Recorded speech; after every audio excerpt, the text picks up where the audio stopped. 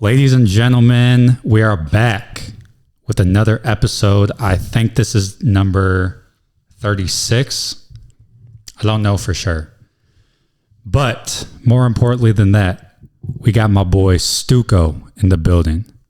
Do we want to give the government name or just stick to Stucco? We can give the government name. A lot of people, I usually stick with my last name, Stucco, because it's easier, but the government's Aurelio. So it's Aurelio Stucco, but everyone knows me as Coach Stucco. Coach Stucco. Yeah. I like that. Aurelio? Aurelio. Yep. That's fire. Like Marcus Aurelius? Marcus Aurelius. There's an Italian pizza spot called Aurelio's Pizza in Chicago. It's terrible. Really? It's terrible. It is awful. I tried. I'm like, this is how we're going to put out my name. So Damn. That's how some people, if you live in Chicago, you know Aurelio's Pizza. But every time I go anywhere, it's Stucco, Coach Stucco. So I feel like that's my first name now, is Stucco. Okay. Yeah, I remember we ran into each other at Shrewsbury. Yeah. And you were talking to a parent, I think. Yeah. First time that's happened. And you introduced yourself as Coach Stucco. Yep. I feel like that makes sense. Just more simple. It is. It's easier. I don't want to make the parents or anyone else like feel awkward for like not knowing how to pronounce my name. So, because I can get a little awkward, it's like, what's your name? So I'm just like, Stucco. Yeah, facts. All right, bet. So, for those listening that may not know who you are, let the people know, man, who you are, what you do, where you've been. Yep. Take us through the journey. Yeah, so I've been coaching now for about 6 years. I graduated in 2019, so I'm pretty sure me and same you graduated. grade. Yeah, same grade. So I graduated, made the decision to not play college basketball. I had the opportunity to play at Greenville, but I'm sure we're going to get into that a little bit more on why I chose not to do that. So then COVID happened. Once COVID happened, I came back, decided I wanted to get back in the game somehow. There's just like a itch that I needed to get scratched. So I decided to coach. Been doing that for like 5-6 years. So right now I'm at Fort Zumwalt South, being an assistant for varsity and then JV head coach. So now my focus is completely from being a player to now coaching, which is completely two different lenses that when I played, I never thought I'd be a coach. I thought it was just like, I'm going to play. I'm going to do everything for me. I want to try to see how far I can go. Made the decision to not go to where I thought I could have. And then now I'm coaching. So, but it's a blessing. I absolutely love coaching basketball. Yeah, it's interesting how your perspective of the game changes. Like with the player lens versus the coaching lens. How do you, so now that you have this coach's lens, you're 5-6 years deep into it, do you view your playing career different at all? I do. I definitely look back and I wish I could take some of the things that like I'm trying to tell my athletes. I wish I could have applied it back then a little bit more. Playing, you definitely don't understand the coach. Like when I played, I'm like, why the hell is my coach on me all the time? Like why is he picking on this player so much? Like I didn't understand it as a player. And then when I went to the coaching scene, it's like, okay, now I understand why as a coach I need to ask more from this person, or I might be on this person a little bit more. One, because I love them, but two is because I want to see more out of them. And I always thought, oh, my coach is just, he's loud. He's always yelling. So that's just who he is. But no, he was really passionate and he wanted all of us to do the best that we could as far as maybe not play at the next level for everyone, because, not everyone could have had that opportunity, but he expected a lot from us. That was something I definitely wanted to ask you. Yeah. 2 times. That's crazy, bro. That's wild. I can't break. That looks good. I can't break. No. So I was coaching at DeSmet for a couple years. That must have been a crazy opportunity as well. DeSmet, they whipped us every time. No, it was a blessing for sure. But that was at the same time that Coach Patsu, that's how you pronounce it? Yep. Mike? Yep. That's when, there we go. At that same time, he was the AD at Vianney. I think he still is. Yeah. So I got to kind of see glimpses of him as the AD. We've also played against each other in high school, so I kind of got to see him as a coach as well. How would you describe his coaching style? I mean, if a lot of people, if you don't know Patsu, you would think that he's just like a drill sergeant. You see him, he's this stocky guy. He talks, veins come out his neck when he's talking. But I mean, I love Patsu so much, man. He, as a coach, his style is very like you have to go. You have to go. There's not a lot of time where you can really just be lackadaisical or out of focus. Like your focus with him has to be sharp. If it's not sharp, then he's going to let you know, hey, you got to snap back into it. You got to go. So, I mean, he also had a really fast playing style. You know, we had a bunch of guards on the team, so he liked to run up the floor a lot. So you either, as soon as we get a rebound, we have all four people going. So his style was loud. You needed to be focused. He took a lot of control in what we were doing. But at the end of the day, like I love Patsu so much, man. He did a lot for me. Yeah, we've only had a couple interactions, but he seems like a great dude. Great dude. Great father. Has a son, Eli, who's I just saw recently. He's grown up, which makes me feel old, man. Like I'm 25, and then I remember Eli. He was like this tall, and then now he's a freshman at Vianney. So he's a great father. Love Patsu. Fire. So Whitfield High School. Yep. Was there ever any other like what's the hats in the race? I forget what the saying is. Were you ever considering any other high schools, or was it always I'm gonna be going to Whitfield? Yeah, so I went when I was in middle school. I went to Chaminade. I was there for 7th and 8th grade, and when I was going to be a freshman was when Tatum was going to be a senior. I knew that I probably wouldn't have had a great chance of making varsity that year, so I made the decision to go to Whitfield. A lot of my buddies, my kindergarten friends, were there, so they're kind of like pushing me to come to Whitfield. When I went to Whitfield, it was always Whitfield. It was either that or Brentwood. So, and if you hear Brentwood, you're like, nah. Wait, what's that? So what's Brentwood? No disrespect to Brentwood. But shout out to my boy Kadar, though. Yeah, Kadar, yep. You know Kadar? Yeah, that's my boy. Shout out to Kadar, man. Yeah, he's dope. He that would have been fun. But they had this one guy on Brentwood. I would always, like on STL Sports, like the website where you can see the stats. This guy at Brentwood, he would average like 25, 8 rebounds, 8 assists, 5 steals, 5 blocks. So like there was a guy at Brentwood for sure, but I wanted to be at Whitfield to be around like obviously my friends that I knew, but we were all in the same grade and we all played basketball. So that was like the main thing that stuck me at Whitfield. Okay, cool. And then so we texted about this. Mm-hmm. I don't know too much about high school hoops like before I was in middle school, so that was like 2013-ish. Yeah. Mm-hmm. But from my limited perspective, I feel like your Whitfield teams were the best in the school's history. Would you agree with that? Disagree with that? I would definitely agree with that. I think there was one year, either they won state, so that would obviously be a good debate on which team was better, the team that I think won state or our team, which we got second in state. And when I played, we went to state back-to-back years, 2 years in a row. There was first year that we went to state was my freshman year, but I didn't get anything on varsity. So I was just all JV freshman, but they ended up playing against Michael Porter and Father Tolden at state, which was a crazy game. Sheesh. That was a crazy game. I think we only ended up losing by like 10 points, 11 points. So that run was really dope because we had a lot of good seniors on that team.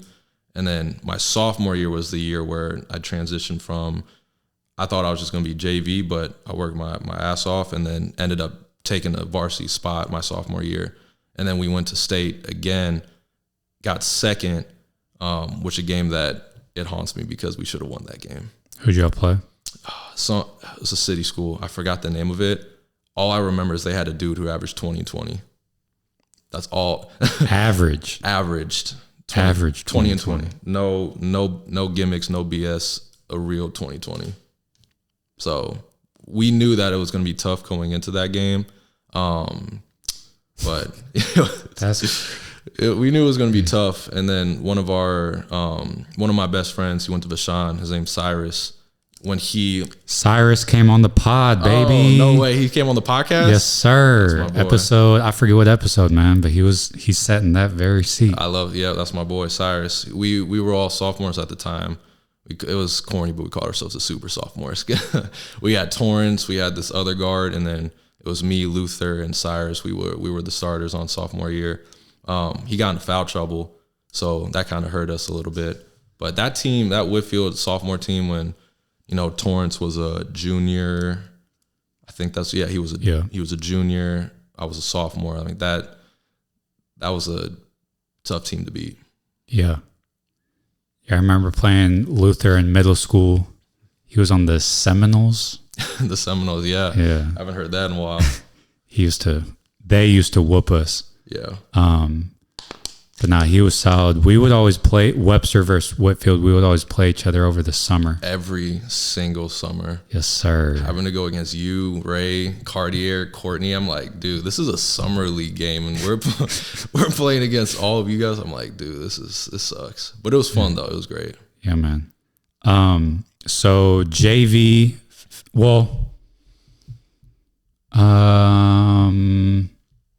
let's do this first. Yeah. So playing with Torrence,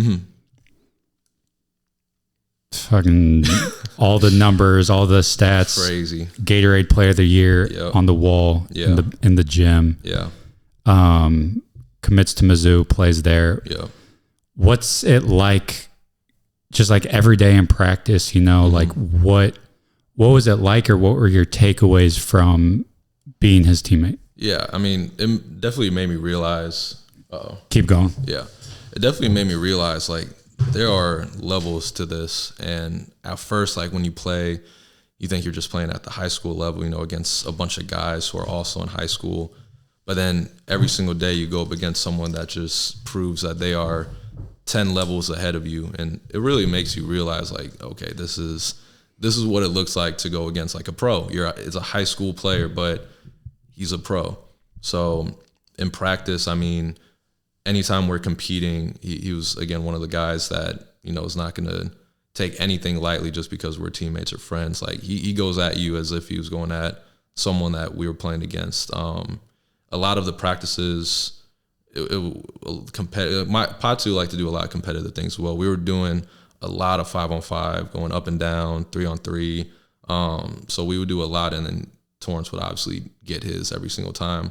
But in practice, as he got a little bit older, you would see coaches come in, like I forget the name of the Mizzou head coach, but I forget his name. At that time, I don't remember. He would come in. Ohio State would come in. So now Kanzu Martin? Yeah, okay. I think that's what his name was. You would get all these college coaches coming in. So now you're having your normal practices, but now you have this Division I coaches in the practice at the same time.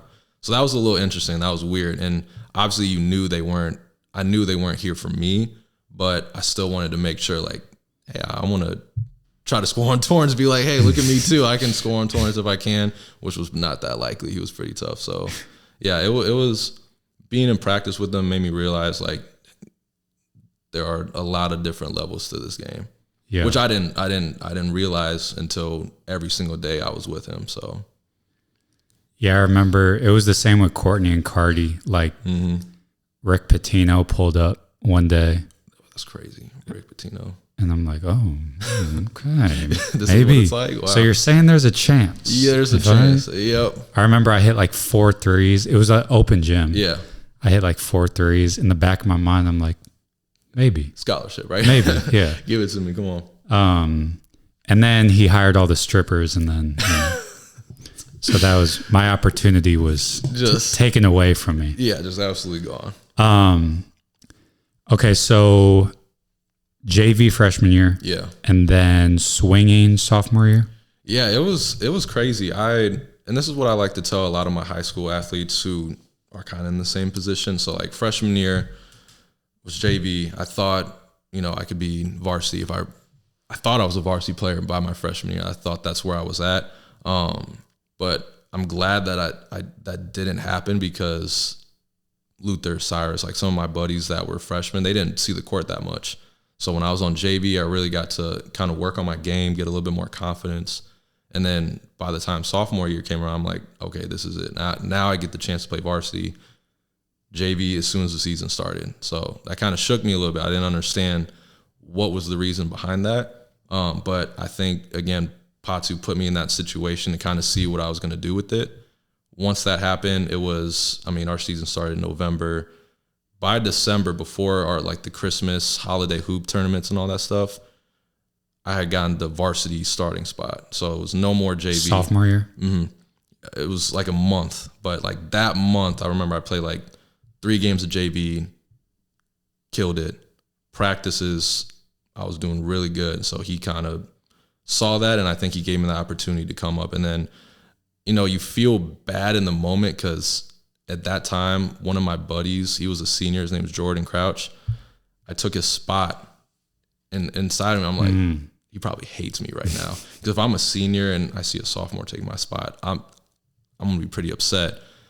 But I had to be a little bit selfish and be like, okay, this is what I worked for. This is what I wanted to do. So I can't feel bad and not let my game go down because of that. Yeah. Mm-hmm. Yeah. I was pretty similar JV freshman year, and then kind of swinging sophomore year. Yeah. I remember it sounds like from everything you just said, present day, you have a good perspective on it. JV freshman year, yeah, you were saying you thought you were varsity ready, but it gave you an opportunity to get reps and stuff. Oh yeah. For me, there was a big ego hit playing JV. All my boys are on varsity. Was there anything like that with you, or were you pretty locked in? This is the process. This is what it is. There was a time, I remember my freshman year. It was at the MICDS tournament. This was the only time where that ego thing really, really hit me bad. I can just remember off the top of my head. The MICDS tournament, there was the News Channel 5 was there. There was a video, they were recording the game, and then the ball goes out to the stands, and Luther dives for it. This was the time when he was in the game playing. He dove for it, and I was right there, and I was hyping him up. I shouldn't be in this. I'm in the stands. There's a video. I'm in the stands, hyping up my boy while he's in the game. So that kind of made me feel a little bit way. I was like, okay, I don't want to be. I don't want to be recorded in the stands ever again. That sucked. So yeah, that sucked. I could see that being. Yeah. Okay. Just because obviously they were there recording the games. I wanted to be a part of that. I thought I could have been a part of that, but then it gets put on him making a great hustle play, and then I'm just in the stands hyping him up, being a hype. Which again, I would do that regardless, no matter what. But I think in my mind, I'm like, okay, I should be on the court with him, not in the stands. Yeah. Yeah, that feeling of, damn, I should be out there right now. Yeah. It's tough. Yeah. That happened for you as well? Do you have a big, do you remember a specific moment where it just hit you, that ego? It was just every day, bro. Walking in the hallways at school, and part of that is a miss, how I interpreted myself. There was some delusional confidence, which I think you have to have as an athlete. But looking back, I was not varsity ready freshman year by any means. Yeah. But I had this idea of I'm supposed to be there. And so then, because I'm not, just my whole confidence as a human was shot. Yeah. So yeah, just walking in school, there are some News Channel 5 cameras and stuff. And I'm damn, that'd be so sick to be out there. Yeah. Dude, and something I just thought of is so this is fire that we're the same grade. Yeah, I was going to say that's perfect. The same year and everything. Because the way I remember it was So you had Threat Hoops. Yep. Pulling up to some games. Yeah. And then I remember Threat Hoops. Legend, man. Legend. And then Rio, Lob City, or just Lobs. Yep. Was kind of like, compared to what it is now, sort of on the come up, I would say. Yeah. Other than that, maybe a camera or two here or there on the sideline. Yeah.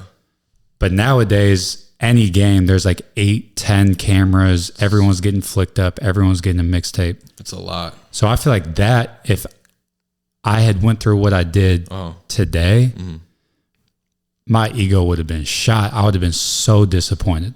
It puts a lot. I feel like that, like how you just said, like now that there's more cameras, there's more people wanting to come to games, take videos and pictures and all that. Like, yeah, definitely as a player now, I feel like that would put more pressure. Like, okay, dang, like if I don't have a picture, if I don't have something posted on Instagram, what are people going to think of me? Which is crazy to think, but like that's just the real life I think we live in right now. So, but I remember like Threat Hoops. I remember just like how I'm saying right now, I was that kid. Like I remember I would have some AU tournaments. I played on Team Ramey for a little bit, and I was like, oh, I hope I get Threat Hoops picture. I hope I get a Threat Hoops picture. In the back of my mind, I'm like, oh, I hope he's looking at me right now. So like that would be in my mind. So like you said, man, I couldn't imagine if there were like 10 cameras down there. I'm like, that'd probably throw me off. Like I don't know. I don't think I'd be able to play the same. Yeah, I made a video, kind of sympathizing, I guess, with the like aura farming or like clip farming type stuff. Yeah. Because my thing was like, bro, I would be doing the exact same thing. I can't even lie. I would totally be just everything. Every play in the playbook, I'd be doing it. And one, look at the camera. And one, like this, that's the realest shit you ever said though. Like Threat Hoops pulling up, like hoping he'll flick you up. Yes. I remember there was a tournament, AAU, that he came to, and I knew he was there. So like after the game, every like 2 minutes, I'm refreshing his Instagram. That's so funny, man. Does he still take pictures? Do you know? I think so. Okay. So I was going to say, I wish people could experience, it'd be funny to hear other people experience that stuff too. Yeah. Because that was a real thing. For real. Okay, cool. So junior, senior year. Yeah. Is there anything senior year where like, because to go from JV your freshman year, work your way up in the rotation sophomore year, and then by senior year, do you have like, because you're going against guys that are your age or younger, so it's kind of baby food, more or less. Is that the way you felt? I definitely had a big confidence just switch my senior year, like sophomore or freshman. Well, mainly sophomore and junior year when I was on varsity, I was a catch and shoot, typical shooter, coming off screens, left, right, left, catch and shoot, like maybe put the ball on the ground like 5 times a game. Senior year really gave me an opportunity to kind of try something new. Instead of, we had our guard, one of my best friends, Ahmad. He was the point guard my senior year. But it gave me an opportunity to kind of put the ball on the ground more. Torrence was gone, so obviously that's a lot of shots available now. A lot of shots available. That's the other thing too, is I've had conversations with a few of my athletes. It's like, if you have the opportunity to play with someone that is like as great as someone as Torrence is, you're gonna have to sacrifice, and you're gonna have to understand like you won't put up as many shots as you maybe think you will. Draymond Green actually just had his own type of recording podcast. He was talking about he felt like Steve Kerr limited him based off like what he could have been as an offensive player. But he played with Steph, KD, Clay. So he had to make that sacrifice to obviously not be that offensive guy that he thought he was. I was a shooter, so like I need someone to give me the ball for me to shoot. Torrence averaged 30 points per game. Ridiculous numbers. And at a certain time, I remember there was a point in time, I can't lie, I was like kind of pissed off. I was like, I need the ball more. But I had to make a realization, like, we might not win as many games then if I'm putting up 12, 15 shots. Like, that's not going to be realistic for us to win. Like, how can we win? Give the ball to Torrence and then let him make plays. So that was like sophomore, junior year mindset. Senior year, once he was gone, it did give me a little bit more freedom, but I knew like winning's gonna have to take a little bit more out of like all of us. We can't rely on Torrence as much. We're gonna have to do a little bit more as far as like some role players are gonna have to step up. So senior year gave me a lot of confidence. I'm like, I'm not just gonna be a shooter anymore. I'm gonna handle the ball. I got my first double my senior year. Hey. Oh man, that was rebounds or assists? Rebounds. Okay. So assists, I think. I don't know, my numbers weren't up there in assists. Because senior year, were you like bringing the ball up the court, running things? I was a secondary ball handler. Okay. So Ahmad, my friend, he was the main point guard, and then I was a secondary ball handler. So yeah, I was confident in making plays, but it was, I can't lie, a lot of it was for me to get my shots off. So I kind of had that mindset senior, like, I'm going to try to get more shots off for me. We ended up losing district senior year. So it didn't, obviously the mindset of that, it was nice, but like I talked about before, it didn't result into winning. So having to realize, like, what is my role? What can I do to help the team win? Like that was huge for me, because I thought it was just me getting up shots, but there was a lot of other things that I needed to do. So yeah. And so stepping into that role of taking more shots, more of a responsibility, handling it, is that something that Patsu explicitly told you, like, hey, you're gonna have more shots available, you have the green light to kind of rock out a little bit? Yeah, the green light was there, but he gave me the confidence to do that, because I honestly think if he hadn't like hindered that or kind of put handcuffs on me to not do that, I don't think my confidence would have been there. So he allowed me to do that. I know there was times in practice where we would work on like being pressed, and I would turn the ball over multiple times, but I mean, he never told me stop. He encouraged me to keep being uncomfortable in those positions. So like when it's game time, I'll be ready for it. So yeah, I'm very lucky, because a lot of coaches would be like, nope, that's it. You get that one chance in practice, you're done. You can't do that again. Yeah, that's hella interesting. I was just talking to someone about this morning. Yeah. So this idea of like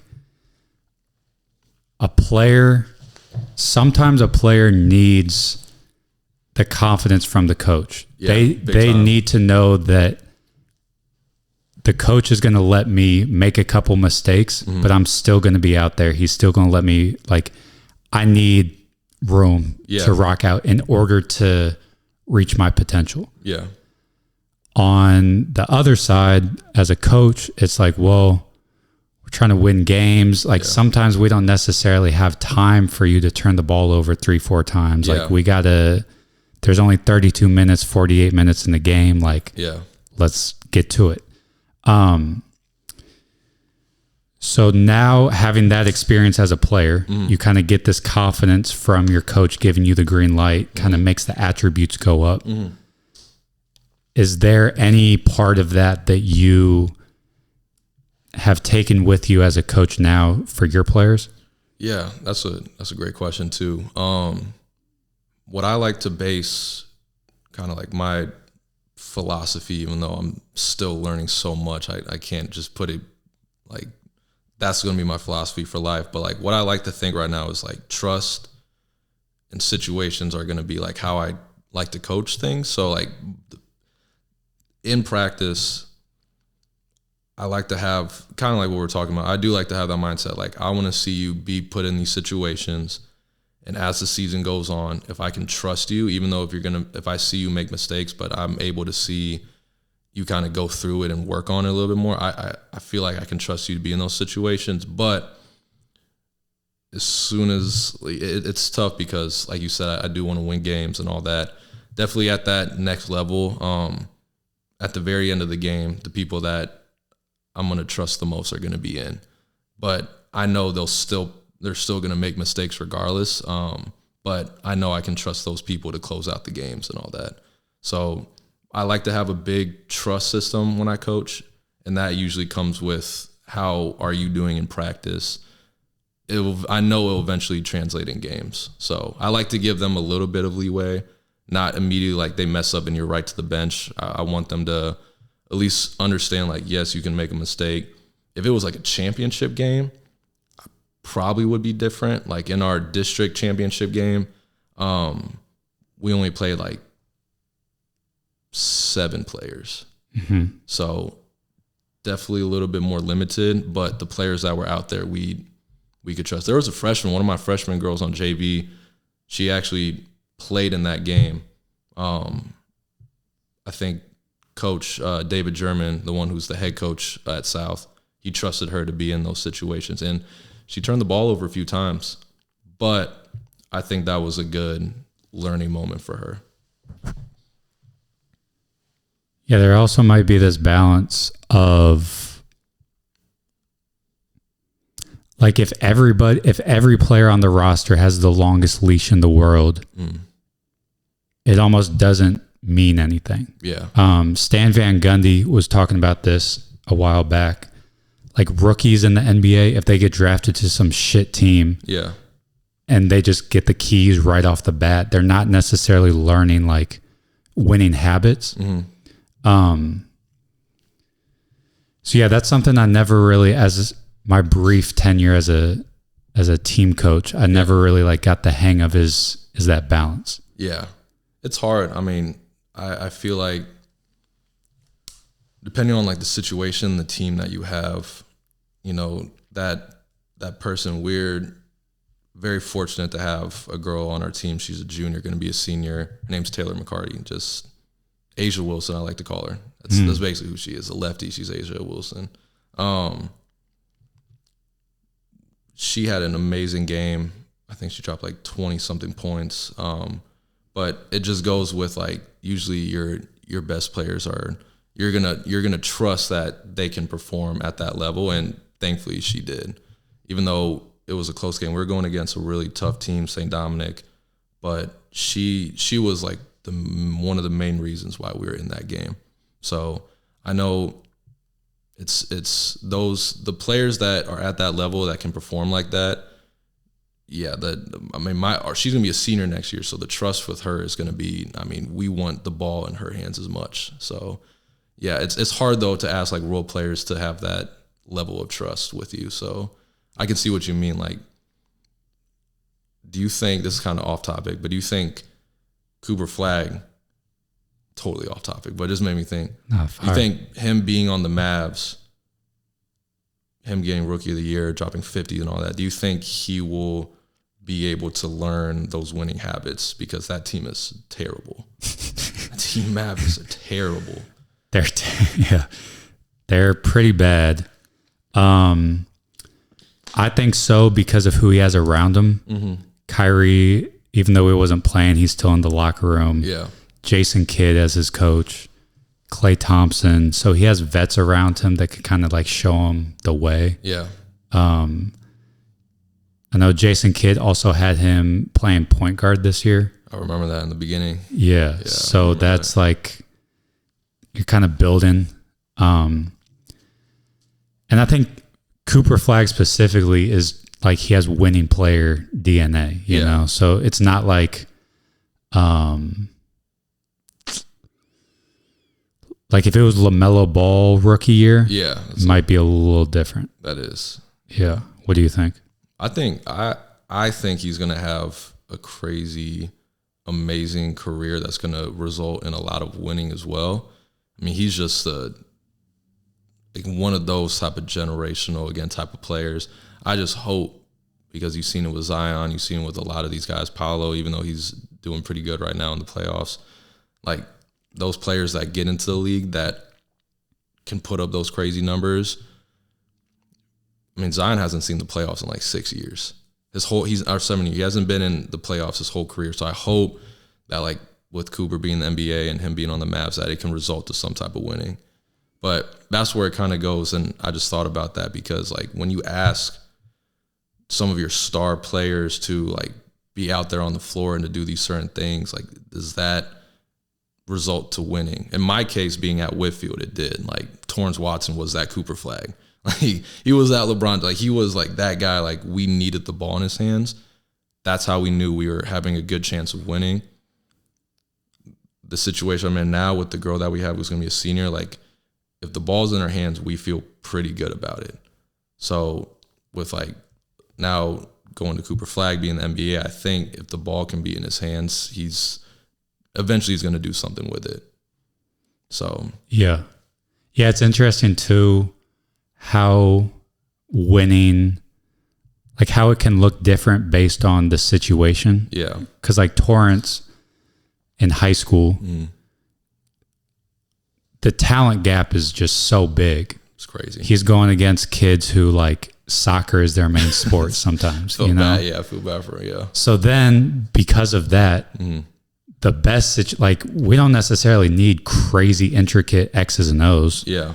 The talent gap is so big, we can just let Torrance kind of break people down and make plays. Yeah. But then once you get to higher levels, the talent gap shrinks. It might be more about X's and O's. It might be more about strategic. Okay, this is the 5-year plan for Cooper Flag. First year, we're going to build these playmaking abilities, have him run the one. Yeah. So that's kind of interesting. It is. And that's why, like, at the high school, I love it because there are a lot of X's and O's. David German, he's an amazing coach, one of the best, like, girls high school coaches right now. He is another person that is, like, X's and O's. Like, even though we do have Taylor, we want the ball in her hands, but he'll design specific plays for her to get the ball, to make sure she's catching it on her strong side. Like, it is really fun to see like that type of style also integrated in some high schools. I know not every high school is like that, but like I'm like at the SMED, Vianney, these big time schools. Like I know they are also thinking deeper than just like, let's just go out there and just do whatever. Like I know it's pretty critical on like, I'm sure what they do. But again, if you have that star player, it's going to make it a lot easier. Facts. Yeah. Okay. So we were talking about the green light. Yeah. The confidence that comes from that. Yeah. I played a year at Fontbonne, so I'm very familiar with Greenville. Yeah. Seems like a lot of fun. Seems like it would be very enticing to just go out there and essentially, relative to what normal quote unquote, chuck up a bunch of shots, more or less. A bunch of threes. That's why. So take me through the thought process, that whole journey of not hooping in college. Yeah, that's one of the things I look at is like, I probably would have had a lot of fun at that at Greenville because they shoot, and I knew that before going in. One of the things that really held me back because it sucked. It was till this day, like I'm reminded of it every single day because I coach, so I'm around basketball all the time. I did a lot, like all of my youth, all of my middle school, all of my high school was to prepare me to play college basketball. That was like my main goal. Realistically, without like being like, oh, I had no injuries. I never, thank God, like I never had a severe injury. It was the laziness and the me knowing that academically I didn't want to do all of that stuff. So I really got in my own way of like, oh man, I have to go to school because I really did not like school. I was really... And Whitfield's pretty like academic focused, isn't it? They are. Yeah. and I was not. We talked before the podcast. My dad, theology professor, author, this book smart guy. And I know he looked at me. He was probably like, "This is dumbass, dude. God damn it. How did I mess up on that?" So like, but realistically though, I at that time I picked up like the laziness of just like, I don't want to do this. I don't the school part. The school part. Like I don't want to have to go to basketball practice. Like, is there a way I can just play basketball? No, I'm going to be in college. So like, I don't want to do school. I don't want to have to do all these things together. So I really got in my own way of like playing college basketball. And that, like, till this day, it makes me upset, but I also have a big faith in God and in Jesus, that I just have to put trust in that whatever happened, it happened. You know, I have to trust that there's a reason for it. And I hope that like my situation can also help other people that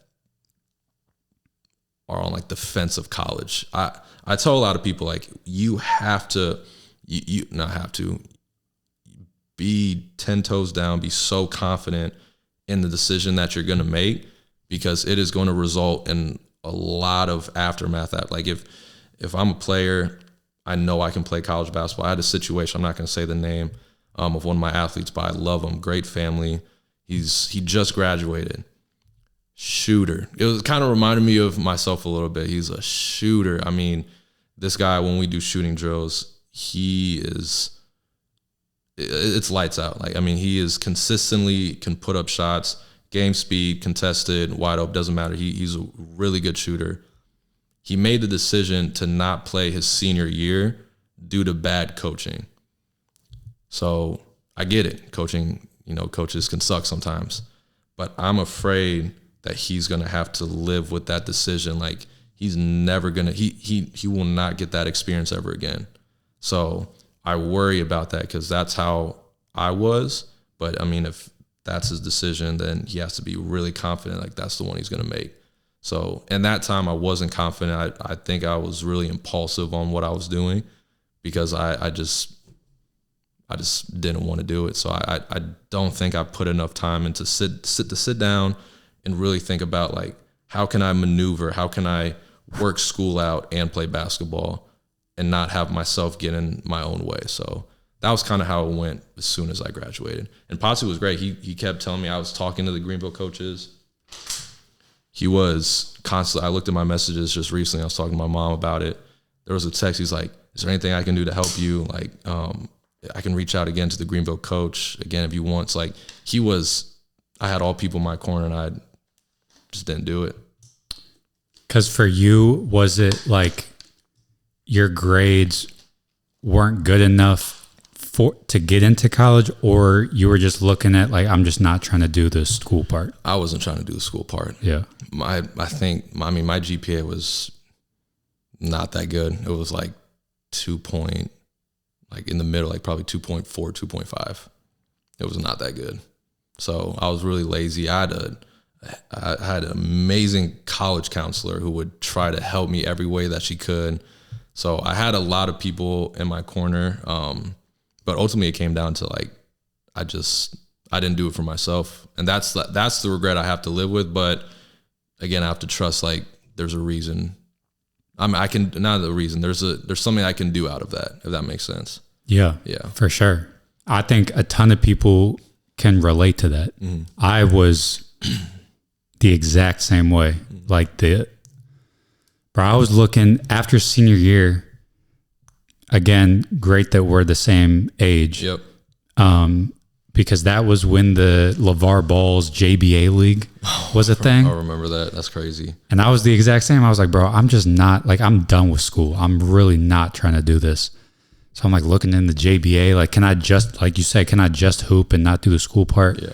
And really, like, if it wasn't for basketball, I don't know if I would have gone to college. Yeah.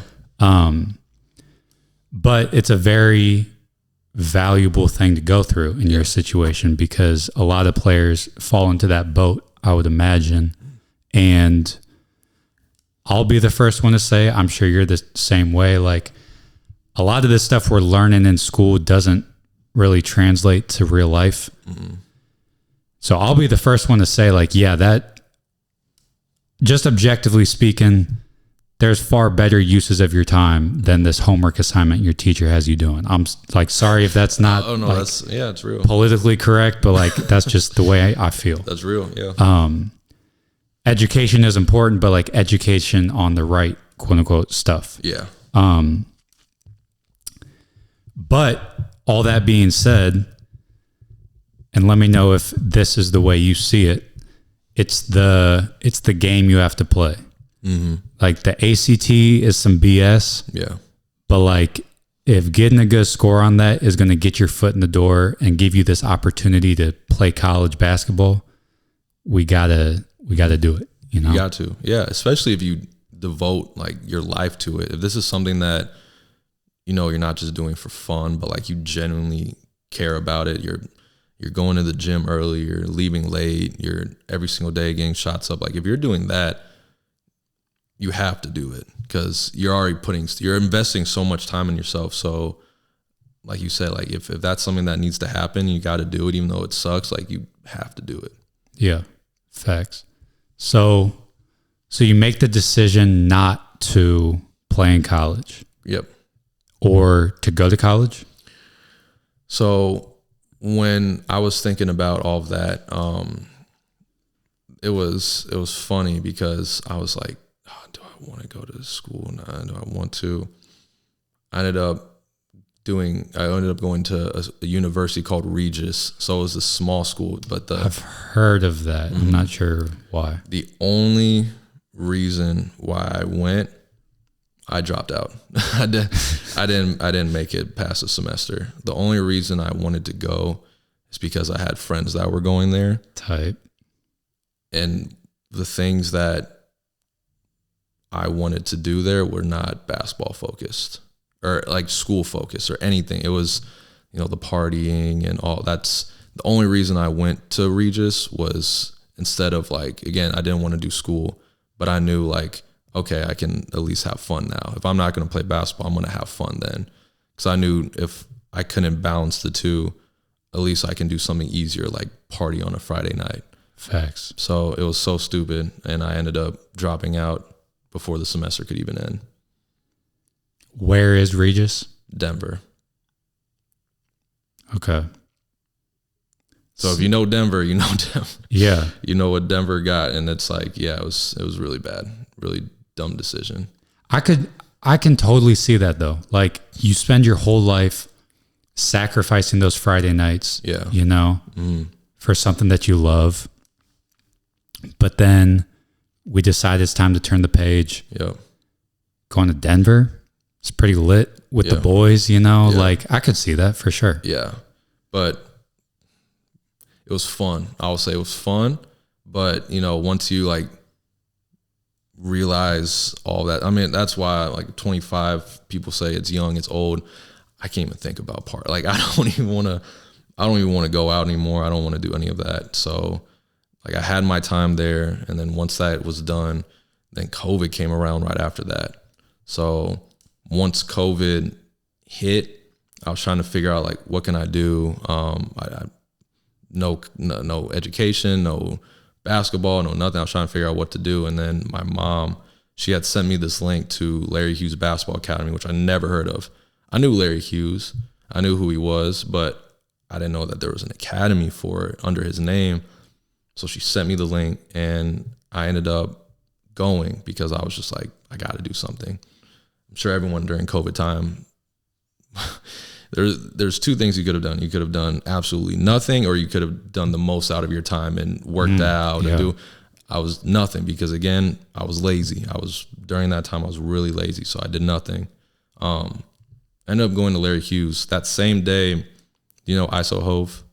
Have you heard that name before? Bald head? Yeah. Yes, sir. He ended up going there at the same day I was to work there. So I ended up meeting him. He's really cool. And I ended up getting the job. We got the job the same day. So once that happened, I kind of got my foot in the door with Larry Hughes. And then ever since then, that's where my coaching journey started, was because really my mom sent me that link to Larry Hughes. I would have probably haven't found out about it unless she sent me that link. And what was the motivation to go? Yeah. Just like, let me do something with myself. I wanted to do something, but I'm always like a student lover of the game. Like, even though I wasn't playing, I would always watch basketball still. Like, even though I wasn't playing as much, I would still always watch basketball. I'm always watching basketball. I was watching the playoffs yesterday.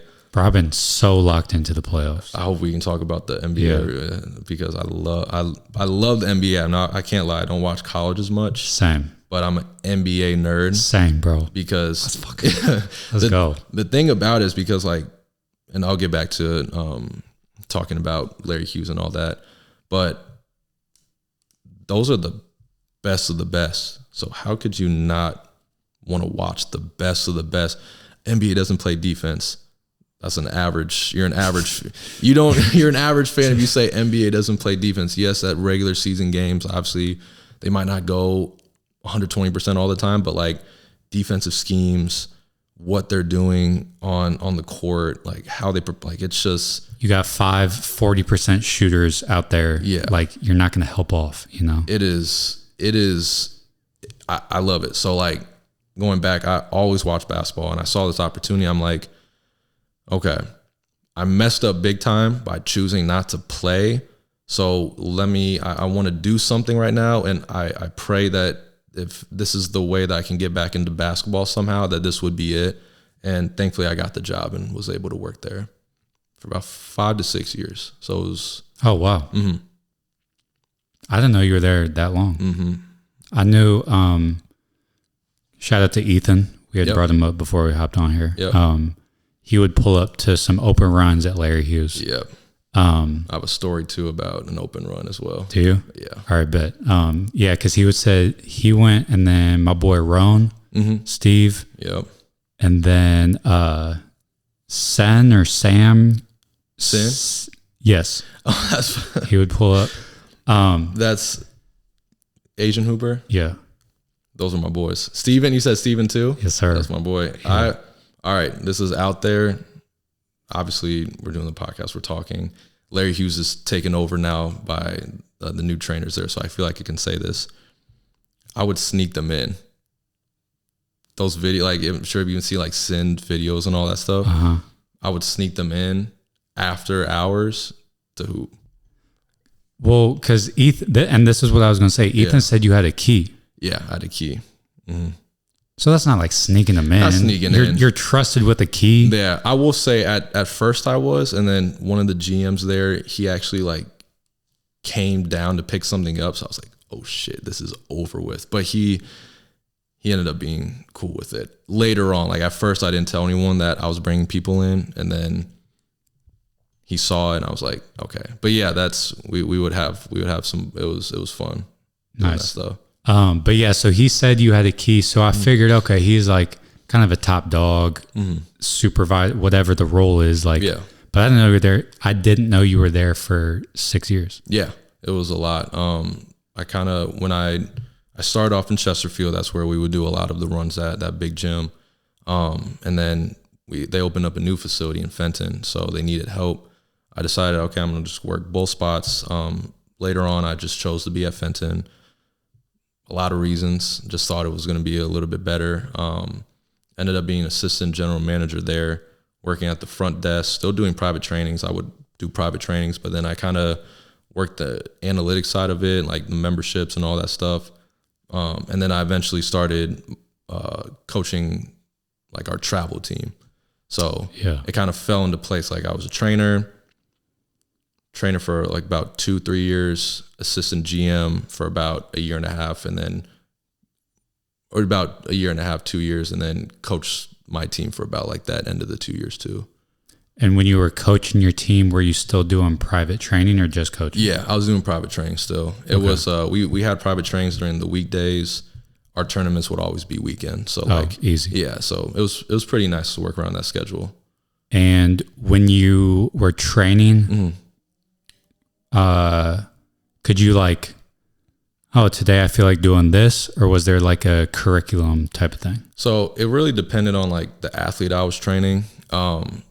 Ages vary. There's like seniors in high school I was training. There's fourth graders I was training. So like it really, the ages, the boys and girls both kind of fluctuated, but I wanted to be very specific on like who I'm training and kind of go back to what either we did before on our last session, what they really needed to work on, or if they had a game during the season, kind of like what happened in that game so we can kind of focus on that? Or what does your coach ask from you so we can work on that?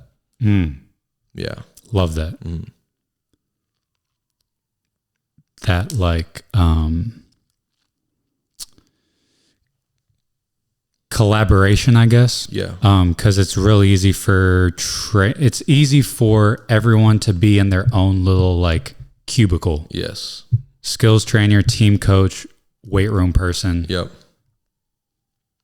But when we like collaborate, when we break down the game film, you know, and understand, like, okay, as a trainer, I think working on this same foot, same hand into a tween, into an offhand would be super cool. But because we took the time to like understand what your role is, that doesn't make sense. Yes. I think that's awesome. Yeah, it's and you realize it, like when players are put out in certain situations, like the things that, and this is what I had to, and when I first started training, I thought it was all about like the moves.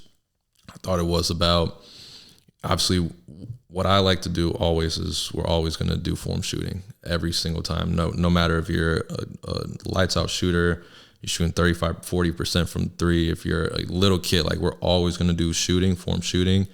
And then after that kind of goes in that focus. But I thought it was all about the moves.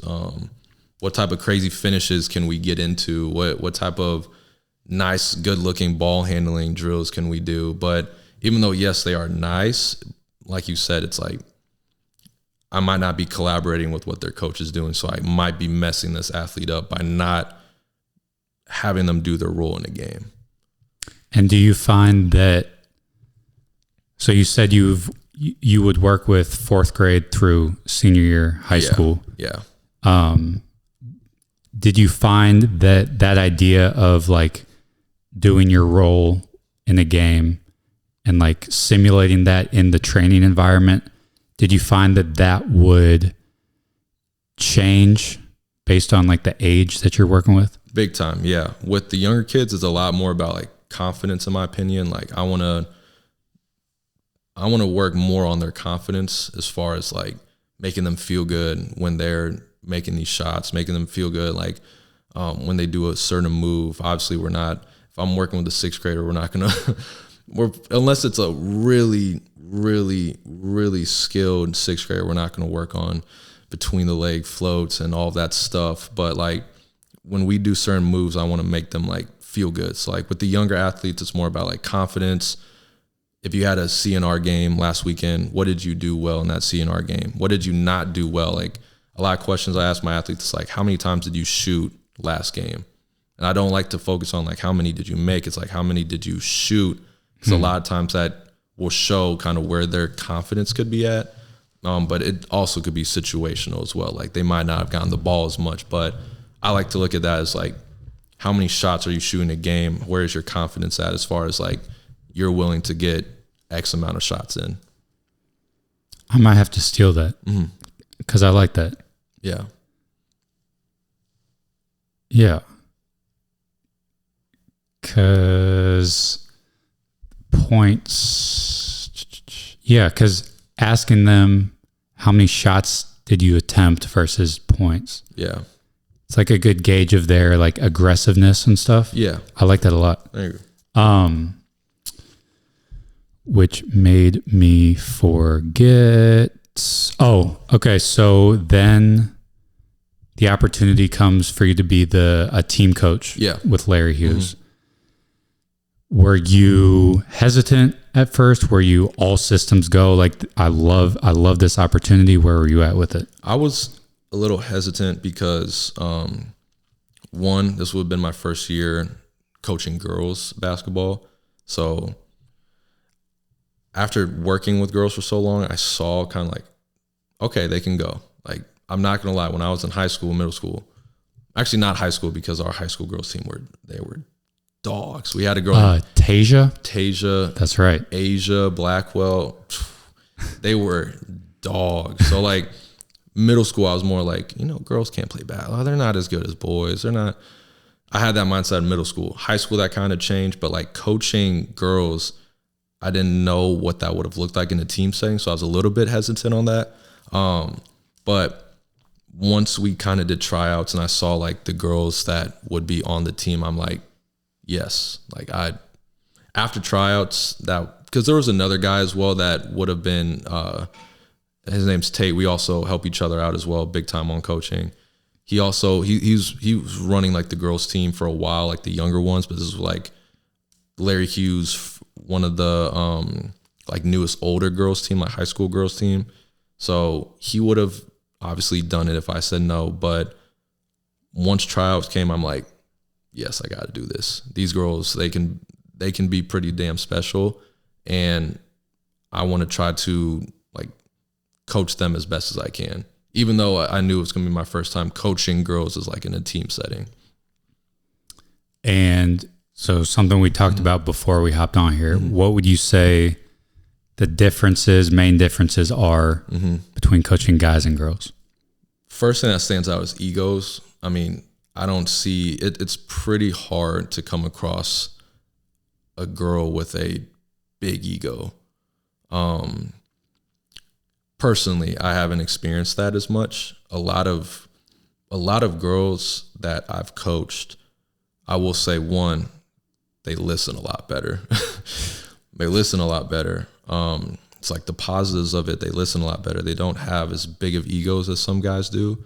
And then the third one as well is, I would say, coaching the girls. I mean, I got lucky. I didn't experience a lot of like drama and beef, but I know there can be like some of that, especially with teenage girls. But the ones that I've coached got along with each other really well. But I think that's kind of lucky. That I don't think that's going to be like that all the time. But the main difference for me is like the egos and I forgot what it's like. I just said it. Egos, and they listen a lot better.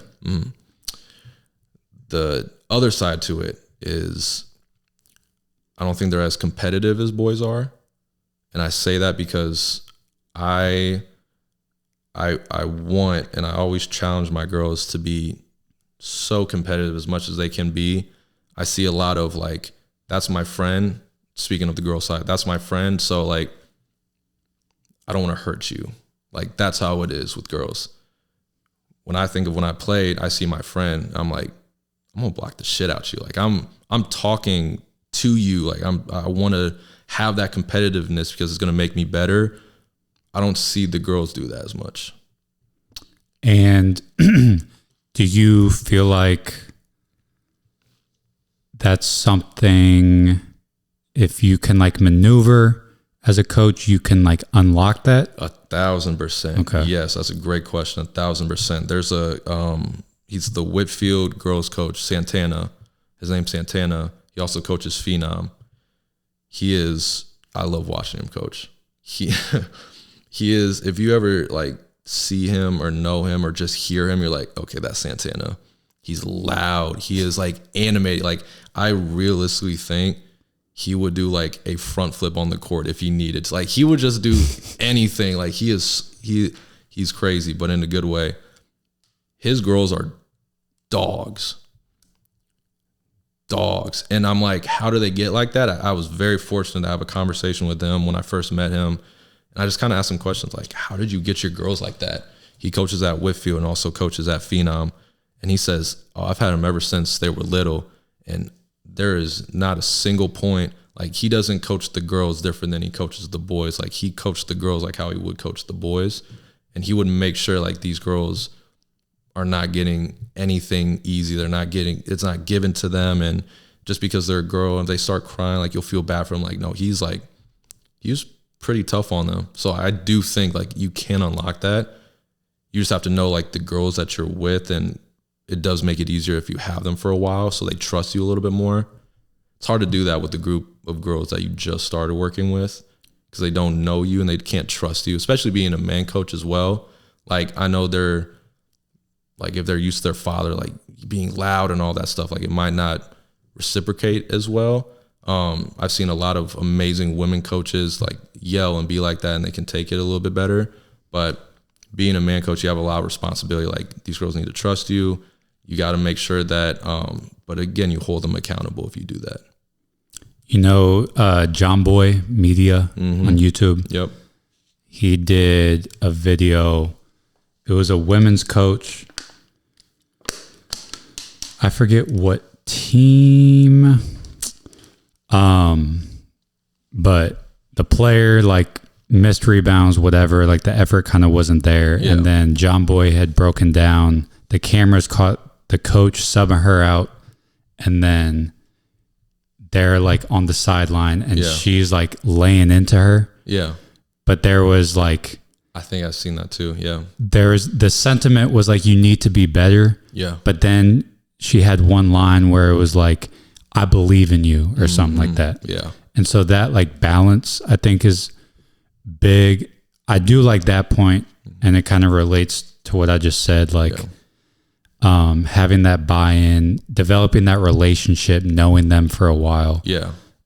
So like you said, as your first year, how did you go about that? Yeah. I wanted, obviously, for them, it's every coaching style is different. I try to learn a lot from like the people I'm around, but I don't want to try to be like them in a way. So like, I know my style is, there's positives to it and there's negatives to it. Like I'm very, like, it's hard for me, at least like right now, I'm sure like when I get older it might change. Like it's hard for me to like yell in a way that's like putting someone down. But like, I would say like my style is pretty like lax. Like I'm not like, I'm communicating the whole time during the game, but I know for my style, it's a little bit more like lax and patience, which could be good, but it could also be bad because sometimes players need that like, hey, like that loud voice to like get them motivated. So I knew my style was going to be a little bit, some girls might have liked it. Some girls might not. Coming in, I didn't know what to think.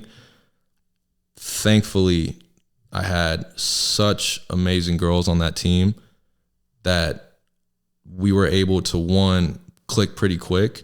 So like, I wanted to first understand like, what are your goals? What are you guys trying to do this season? Like, how did last season go?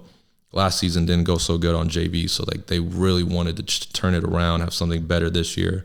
So it started with like trying, like you said, like trying to figure out who they are first. I knew that if there were girls that liked that loud coach, I wouldn't be able to do that for them. But they thankfully were able to accept me for one as a coach and as a person as well at both levels, the JV and varsity. So yeah, going into it, I didn't know how to approach it. I knew I just had to do my style. And if it would have worked, it would have worked. If not, it wouldn't have. So. And what you just spoke on, this is Larry Hughes or Fort Zumwalt? Fort Zumwalt South. Okay. Yeah. And so how did you get connected with that school? So David German, he's the head coach of the program. He's my old coach from Whitfield. So he was the assistant coach at Whitfield. Oh. Mm-hmm. So Mike Potts was the head coach, German. We had a lot of the coaching staff at Whitfield was amazing. We had David German, a guy named Jason Fry, who does a lot of pure sweat. Yeah, and then Gary Buchanan, who used to, I think Gary holds like the free throw percent record in like NCAA. Like he holds some crazy, I forgot what it was, has to do with free throws. But we had a great staff. German, I saw he posted on Facebook. He said like he needed someone to coach JV, be a head coach JV and a varsity assistant. So I immediately reached out to him. I'm like, hey, I want to dive more into coaching. Like this is something that I can see myself doing for a while. So we had a conversation, we talked, and then he eventually was like, yeah, let's do it. Let's join this program.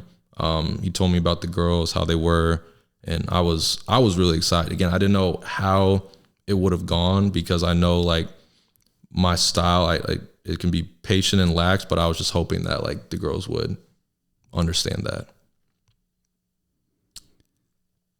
As a JV coach, you have your own team, which is super valuable in like terms of developing yourself as a coach. Yeah. At DeSmet, I had my own freshman team. That's dope. And then varsity assistant. Yeah. I feel like as the freshman coach, I was kind of like over here to where I could kind of do whatever I wanted essentially in practices. And in terms of like the offense we ran, which was nothing. We just balled out. Yeah, just hoop. Just hoop. What's your experience like as the JV coach? Yeah, it was a little interesting. We did a lot of things together. So one of the... Do you guys practice together?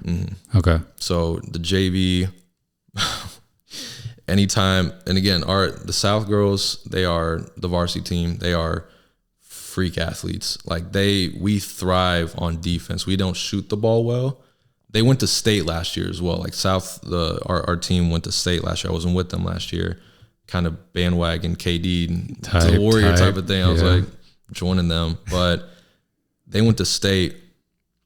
They are a defensive first team. So like sometimes when German wanted to work on defensive schemes, all right, JB, come down here real quick. And we're like, oh, here we go. At first it was pretty rough. They were intimidated. They were scared. Varsity would, do varsity things to a JV team like how every school does it. But we would practice together a lot. Defensively, we just did full court man every single game. Varsity, we don't run zone. So he didn't want me running zone necessarily. Just so the girls can develop to eventually get to that varsity level, which they are. The best player on my JV team was the one that swung JV varsity, played in the district game. So she's good. She's going to develop. But offense, I was able to put in my own plays as well. Nice. So that was the benefit of it. I love plays, but one of the things I had to learn is like, can't run so many plays with JV because the attention and the detail of it is going to get out the window if I throw like 8 plays at them. So I had to keep it pretty simple, like a motion offense that German runs, same thing. I had like 2 man-to-man plays, 1 zone play, like 3 baseline out of bounds. And I'm saying like there's a lot of them, but like for each category there was like a little, like not that many plays. So it was fun having my own stuff, but like during practices, we would always go against each other. Yeah, I think that's a cheat code for development. One, like JV practicing with varsity. One, like JV gets to see what that next level is like. Yeah. And then 2, they get to go against it. So they're like learning and stuff. Yeah. So talk about, like girls basketball. Yeah. Big picture. I know like. It's booming. Yeah. So like nationally, the Caitlin Clark effect is real. It's real life, man. I've learned like 10 more WNBA players' names in the past year. Same thing. It's crazy. So you can speak to like the national thing or like locally, St. Louis, that scene, like speak on whatever you want. I'll start with I know more about locally than I do nationally. Locally, it is booming. We have Phenom. A lot of these teams I'm going to name are like these travel teams. Because I feel like that's where a lot of the attention is starting to pick up is from the teams that go out and play. There's this tournament, it's called Runs of Roses, and it's this girls-only tournament. There's teams, it's the biggest girls tournament that is held. There's teams from outside the country coming in. There's literally teams from Australia, from China coming in to play in this tournament. It's the highest level tournament that there is for girls. A lot of the Phenom teams are going. There's a team called Phi Elite, which is Nafisa Collier's team. Dogs, man. Like I remember we went up to Kansas City. There's this big, ginormous like gym that just got built in Kansas City. A lot of like EYBL teams go out there and play. We went out there for a tournament. It wasn't EYBL tournament, but we just went out there for a tournament, and I saw Phenom play, this like 16U girls Phenom. She had long sleeves on. She's pretty dripped. I'm like, just looking, I'm like, okay, she looks like she can hoop. She comes down the court, ball in the right hand, 1 quick dribble, quick pocket pass to the big, and just turned around like that. I'm like, whoa, wait a minute, hold on. What are we doing right now? That was like when I went to go to Kansas City, I saw like the talent that at that next level that those girls can have. And it was a Phenom EYBL team, so they were the best of the best for that Phenom. I saw that. I'm like, whoa. I want to get more involved there. So like my hope is like as I keep developing as a coach, I can find or like get a way to be around that environment right now. Because seeing those girls play at that level it's crazy. So like my respect for girls basketball has gone so high because they can hold their own. I do challenge a lot of them. I'm like, play against boys whenever you can. Like go. I don't know if it's like a dead thing. I wouldn't call it dead. I just don't know if it happens as much because I'm not a teenager anymore. But I don't know how many people are like asking their friends to go play basketball anymore. Like, hey, let's go to the gym. I'm sure it still happens, but I know a lot of it's like training, like go to your trainer,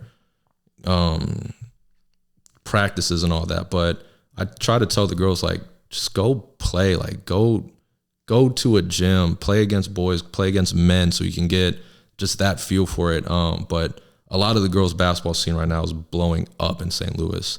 Bradley Beal Center, all Phenom practices are like, it's really going. So yeah, it's interesting. I want to understand better, like why. Maybe it's the Caitlin Clark effect. Like, because there's I forget the name of the dude, but like a 4 minute mile at one point was like inconceivable. Mm-hmm. Nobody could do it. And then one person did it. Like, so for years, nobody did it. And then someone did it. And then within the next like 6 months or whatever it was, like 8 more people did it. Yeah. So it's that idea of like, okay, this is possible. Yeah. We see the blueprint. Yeah. So now it makes us believe. Yeah. And there's been like girl long sleeves, dripped out, pocket pass, look away. Like, there's been that type of stuff. Yeah. You remember Jada Stewart? Name sounds familiar, but I can't think who that is off the top of my head. She hooped at Webster and then transferred to Kirkwood. But then she hooped at SLU and then a couple different places. Yeah. She had some wiggle. She was shifty. She like, so I don't think like that idea is new. Yeah. But there does seem to be an ascent of like, we're kind of dripped out, man. It's kind of swaggy, it's starting to, I think the biggest thing, like that was like how what you're talking about with the times and all that, people are starting to realize, oh, this is possible. Like there is more after high school to do more things with women's basketball. And I also think just the respect in general has gotten a lot better. Like just respecting girls basketball. Because like I said, I was in middle school. I remember being that boy that would think, oh, girls basketball is not as fun as boys. But my respect has gone up so much more. And I think a lot of people are starting to respect their game a lot more. Especially as coaches and trainers too. Like I'm not dissecting women's film. Yeah. But there's always been a respect on my part and an interest, I guess. Yeah. Just on the fact that like, okay, cool. Let me break down some Zion Williamson film. Okay. One dribble baseline, fucking East Bay. Like, okay. Yeah. The girls generally, well, I'd probably say across the board, aren't as athletic as guys. So then they have to rely on the footwork, the nuances, the like micro skill type of stuff. 100%. So as coaches and trainers, I think we've respected that for a minute. Yeah. And that's put me more on notice the more I started training and doing all that stuff because, they had to rely more on skill. I have seen a few clips of some girls doing some crazy dunks in game. I'm like, phew, dunking better than some guys that I know, which is crazy. But yeah, it's fun to see because once you see and I think one of the best skills that I've seen a lot of girls that I've coached was shooting. A lot of girls, and again, that might be the Caitlin Clark effect. I'm not too sure, but I'm seeing a lot of girls just be really good, consistent shooters. Now, obviously, there's a lot of other things that girls can do, but I feel like a lot of the shared skill that they have is like they are really good shooters, and that is a problem, especially when you're going up against a team who, you know, can all shoot the ball. So yeah, it's been fun. I know at some point I'm gonna go to the boys side again, because I did a little bit, but not as much. I know that's gonna happen in the future, but right now I love coaching the girls. It's awesome. Do you want to? I think you kind of mentioned it. Do you want to get into coaching AAU? Yeah, I definitely do. I whatever, if it's AAU, especially as I get older, like coaching high school still, I know I want to do. It would be nice, obviously, to be at that next level to coach, whether it's head coach, assistant coach, whatever. But I know that's not a given. I have to like earn that if I want to do that. Next level, like college? Yeah. Okay. Because I itch, and I've used that word before, like I itch to be in that environment. And I think for me as well, like since I kind of missed out on that opportunity to play, I would love to kind of be on the other side of it, which is the coach. Like, but that level of not just skill, but like the commitment of it and the atmosphere of it, like I want that really bad. So I know it's going to be my future sometime, but like where I'm at right now, I'm okay with, and I really do enjoy coaching high school. But in my future, I know I want to try to get to that next level. And do you like skills training, team coach? Mm-hmm. Where would you say you're at, and like what you enjoy most, or just like what you see yourself doing? Good question. Maybe it's both. Right now I can see myself like balancing the two, like during the season, focus more on just being a team coach. During the off season, probably still being a team coach for like a AAU team, but I always love having time to train. I think there's such a great thing that adds value in personal training, but I think there just needs to be a balance. Like I don't like when players think that doing training is just enough. Like doing just personal training is just enough. It's a lot of other things that you need to do to balance that out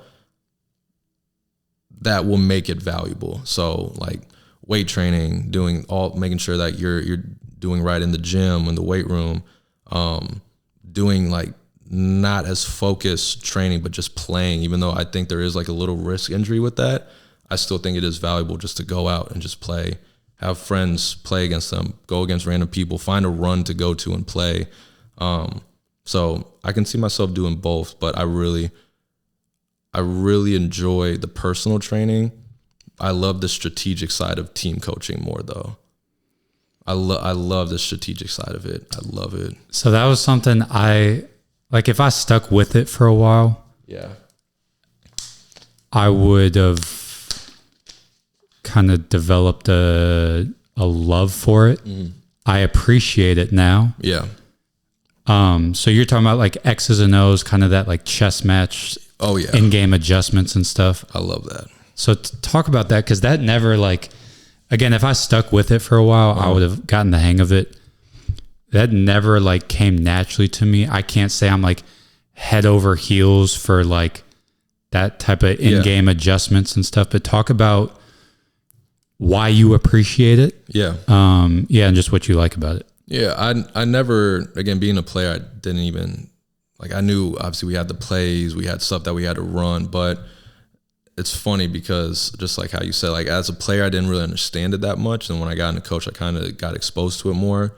And I did start to play chess a little bit more too, which kind of, like playing chess is like literally playing the game of chess. Literally playing the game of chess. And like I tell people, like try to play chess, because it's also like I just started playing chess, so like I'm not this like grandmaster, like crazy chess player, but like no Victor Wembanyama. Absolutely, he would kill me in chess. But there's something like fun that I realized. It's like having to think about like your next moves and to think about a lot what the other opponent's gonna do versus like maybe what you haven't planned. I just find a lot of joy and fun in that. It makes me think, it makes my brain go. But the biggest thing is like how can I beat you? Obviously, a coach isn't the whole reason why players win games. So players have to execute, but like knowing that I can beat you just by maybe thinking of a certain lineup that might be better in this situation, or like thinking of a certain defense that might make your offense be totally disrupted. Like I'd personally find a lot of joy in that. And if the players can execute on that, that makes me so happy. Do you have any examples of this is what we're doing, and then the other team adjusted something to like kind of counter that? Yes. And then the counter to the counter. Yeah. Do you have an example of that? Yeah, I'm trying to think. I would say I remember I was at a tournament. This was more so like AAU stuff. So I know it's not as like, it's a little bit different than school ball. But I remember I was at an AAU tournament. We're in a championship game.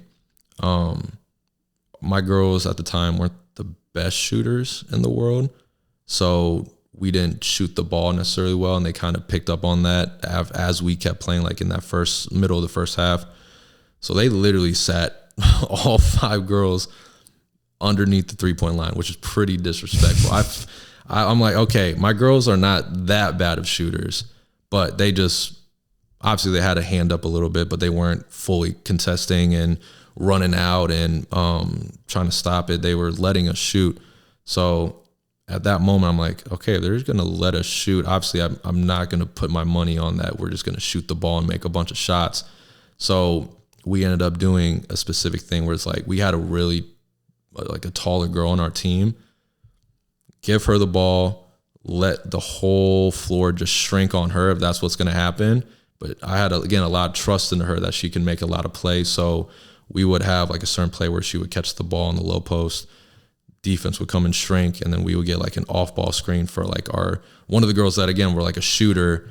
A lot of times she would be open, and since she was wide open, we had a lot of space, she could just take a dribble, shoot a mid-range shot instead of a three, because they were letting us shoot threes, but instead we would give the ball to a girl that's really talented when she just has it, whether it's scoring or playmaking, and she made a lot of plays for us as far as like finding the open teammate. Not Jokic-like, but like on that type of like sense, it's like she makes the other teammates better, so give her the ball, set up an action for like some of our better scorers, and then they just play out of that. And that was fun because it was just like back and forth, back and forth. It was a really good team at the time. They're from Jackson. I forgot what their name, but they're from Jackson, and Jackson's a really good girls program. So it was fun. That was a good game. Nice. Okay, so that kind of, I mean, you mentioned Jokic, whatnot. Yeah. So NBA talk, man. Oh yeah. I'm gonna let you choose the pocket, man. Shoot, like the floor is yours. What are you trying to chop it up about, man? It could be what you just saw last night, what you saw recently, a bigger picture type of thing. Yeah. What's on your heart? What's on your mind in terms of the NBA right now? I hope you disagree with me so we can have something to debate about. I am an OKC fan. I love Oklahoma. The idea, I'll start with this. The idea that Shea is a free throw merchant. I understand what people say, but at the end of the day, he is one of the most talented offensive players, most consistent offensive guards. When the season that he's put up this year and last year, I mean, I think the numbers compared to Michael Jordan are just like crazy efficient, like more efficient. I think the most efficient season from like true shooting that a guard has ever had. He is one of the smartest players to find angles. If there is just a little bit of contact going up for what could be a shot, I think with Shea right now, he's going to win MVP. I love Wembanyama. I'm so happy he won Defensive Player of the Year. It makes me so sick that Rudy Gobert like won his rookie year, because like I hate Rudy Gobert. I cannot stand watching him play basketball. So like I was happy Victor won it, but I think Shea's going to win it this year. I'm going to start by saying like that free throw merchant stuff, I don't believe in that. That is smart basketball. Because you're just like taking advantage of the rules that are there type of thing? Yes, 100%. Do you... Okay, so like ball screen. Yeah. Other teams in a drop. Mm-hmm. Dude guarding Shea goes over the top, so he's trailing Shea. Shea gets to like the free throw line, mid-range area. Yeah. He does the little like stop, let the defender run into him, and then shoot. Do you find pleasure in watching that?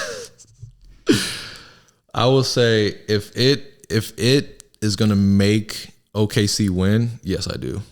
If he were to do that all game and we lost, I'd probably be pretty upset. If he does that and OKC wins, I'm fine with it. If that means we get free throws, I am okay with it. By any means, let's win the game is the mentality. Yes. Okay. I'm not a Shea or a Thunder hater. There's a lot of OKC hate for some reason. I was actually just listening to a podcast about that. Yeah. About how like on paper, OKC has done everything right. Yeah. It's not like they're just throwing money at free agents. Yeah. Like they're all pretty much homegrown people. Major home, yeah. Like Caruso and Hartenstein were traded for, but those are like role players, quote unquote. Yeah. The fact that we got Jared McCain and Isaiah Joe, like right. Crazy that you said we though. Like you're a OKC. I feel it, man. I feel it. I feel like I'm on the bench with them every game. Type. Okay. But then Lou Dort like trips some people here and there, but other than that, it's not like crazy like off the court issues or anything. They're very like buttoned up and professional. Yeah. Like why do you think there's OKC hate? Because on paper they've done everything the right way. I think because Shea, with him getting fouled, Lou Dort being the player that he is, I'm not the biggest Lou Dort fan. I think his value just kind of like shot this season. I would take a lot of guys to start over Lou Dort, but for some reason Mark Daigneault starts Lou Dort. So it's like, yeah, I think the hate, obviously they won that finals, and because Tyrese went down, it's kind of like, oh, you got lucky. OKC got lucky that they won the finals. So it's like, I feel like people will find a lot of nitpicking things to hate. I do think Shea does play a big factor with that. He gets fouled a lot. Lou Dort can be a dirty player. Chet gets humbled by Wemby every time they play each other. So I feel like I can see why people would find those things, but that's the deepest team in NBA right now. And it's so fun to watch that like the 9th player on that team can put up really good numbers if he plays a good amount. So, yeah. Yeah, that's something I've learned about myself, I guess, is I enjoy dynasties. Yeah. I didn't like the Warriors because I was a LeBron guy. I hated when KD left. I literally cried when KD left. Like tears came out. To go to the Warriors? Yeah, like I actually cried. Damn. That was bad. Traumatizing. So Dang. I hated KD for a little bit, yeah. Yeah, so I was not a fan of the Warriors, but like the Thunder or like the Dodgers in baseball, like I don't know, it's fun. Like let's go on a little run. Let's dominate the competition. Yeah. Sam Presti, what he's been able to, like the Thunder should have do have a lottery pick this upcoming draft. Oh, yeah. So it's like, bro, like let's do it, man. Let's do it. Let's dominate. Fuck it. Not a Rudy Gobert fan. So how do you feel about him dominating Jokic? Oh, that made me so upset. And clinching winning the series last night. That made me so upset. I was watching that game last night, and there was like a play, like he set a screen, he's like short rolled, he caught the ball, he went up and like wrapped a left hand pass. Rudy or Jokic? Rudy did. That's what I'm saying. Like Rudy, the fact that Rudy's doing this makes me so mad. He like got the ball in a short roll, wrapped it around with his left hand to Terrence Shannon Jr. He caught the ball, quick three. It made me so upset. Like I'm one of those haters that like I hate so like for not good reasons. I just hate the way he looks. I hate the way that he runs on the court. I hate the way that he plays. I hate his jump shot. Like, I'm just one of those guys that hates for no reason on him. And like, I just can't. When he locked up Jokic, I will say, like, yeah, that was a good, really good defensive series that he had on him. But I feel like he just shows up and shows out. Like, obviously, that's a big assignment. Arguably the best player on playing the NBA right now, but it's not fun for me to watch. I think that's just a bias, like, hating reason. But yeah, now that Nuggets are gone, they're gonna have a weird season next year, I feel, because I think I saw something. It's like they either have to choose between Peyton Watson or Cam Johnson, because I think they're gonna go over the I forget the name of it, the apron. Yeah, because they threw Christian Brown a bag. Yeah, they threw him a bag. And so that was kind of their decision of him over Peyton Watson. Yeah. And then now, they'll have to figure something out. And like, I don't know what their draft pick situation is looking like, but they kind of don't have too many ways to turn. I can't see. I have no idea how they would be able to do it. And that's where, and I think they're also going to move on with coaches as well. I don't think. You think so? Mm-hmm. Is that just like your feeling? I think it's something I saw. So okay. I try not to be like too, like, if I see it on social media, I'm going to believe it. But like, it would make sense though. Yeah. I can see how they would do that.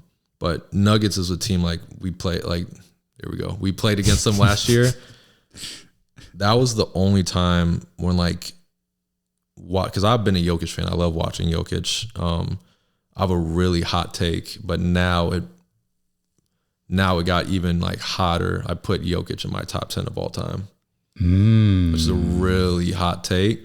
Now that he lost that first round, now it's like, that's a on fire take, probably. On fire. Yeah. So that's tough. But when OKC played them, I was like, dude, he's jumping on Jalen Williams' back right now off the ball. What are we even?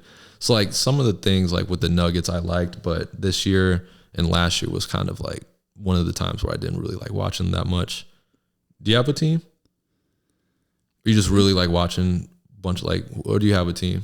I mean, I would be the happiest if the Lakers won. Yeah. I would say. Mm-hmm. They've just been very mid for so many years. Yeah. I kind of like whatever. I'd be the happiest to see my king LeBron, you know. The GOAT. Bro, did you see the clip of him talking to Şengün? Yeah, with the you say you out of everyone on the roster, you're the one. Şengün's another one that's just like, I liked him at first, but now watching him more and more, it's just like, it's not, I'm just not finding enjoyment watching him play. It's very like, the movement he does is a little interesting. Like, I swear that's and also a European thing as well. Every single time they do not get a foul call, they are going to react. I think that's a European thing. It's like, he's been a little bit more enjoyable to watch, but I hope, because the Lakers play today, don't they? Mm-hmm. If they tie it up 3-3, you guys are in trouble. That would be tough. That'd be crazy. That would be really tough. They came back. No KD also. Yeah. Do you like JJ being the head coach of the Lakers? I think he's a great coach. You like him? What do you think? I love him. Yeah. Love him. Loved him when he was playing. Loved him on the podcast, and the one that he had with LeBron too. It's like, that's a coach's, like, euphoria right there. They talked about, and like we talked about before the podcast, like, they broke down so many things. They threw out like NBA terminology, and it's like, getting this shit for free. For real. For free. So, like, yeah, JJ was a great addition, I think. I remember when there was like rumors or whatever that he was going to become the coach. Uh-huh. Udonis Haslem was on TV talking about, like, if he gets hired, everyone in the locker room is going to know that that's LeBron's guy. And they're going to kind of like take everything he says with a grain of salt. Mm-hmm.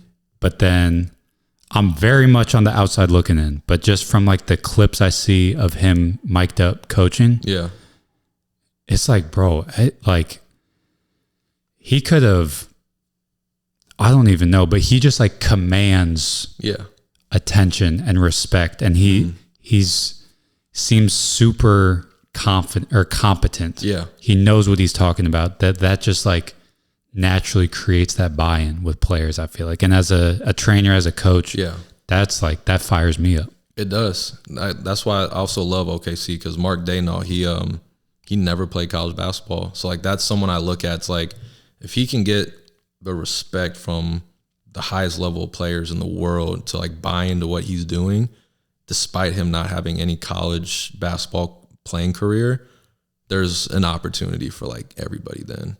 So Jeff Van Gundy, name dropping the second Van Gundy brother on the pod. Yep. He was talking about competency and how like players respect that. Yeah. Like it doesn't necessarily matter where you played at, the level you played at. Yeah. Even sometimes the amount of years you've been coaching. Yeah. Like if you know what you're talking about, if you know ball, and the players know you know ball, that's just like they click a lot easier. Big time. And that's where JJ Redick can back it up. But like, he can back it up. But he's one of those guys that like he knows what he's talking about. Did you ever seen that video clip of Darvin Ham? He's like, salute, go hard on them dudes. Like, no, he's an NBA coach. I have no place to talk, but like that's just funny to see. Like sometimes, coaches in the NBA they can be at that level, but then their timeout game plan or talk is salute, go hard on them dudes, and it's great. It's just funny to see. I don't think JJ Redick would ever say that. So what do you think about?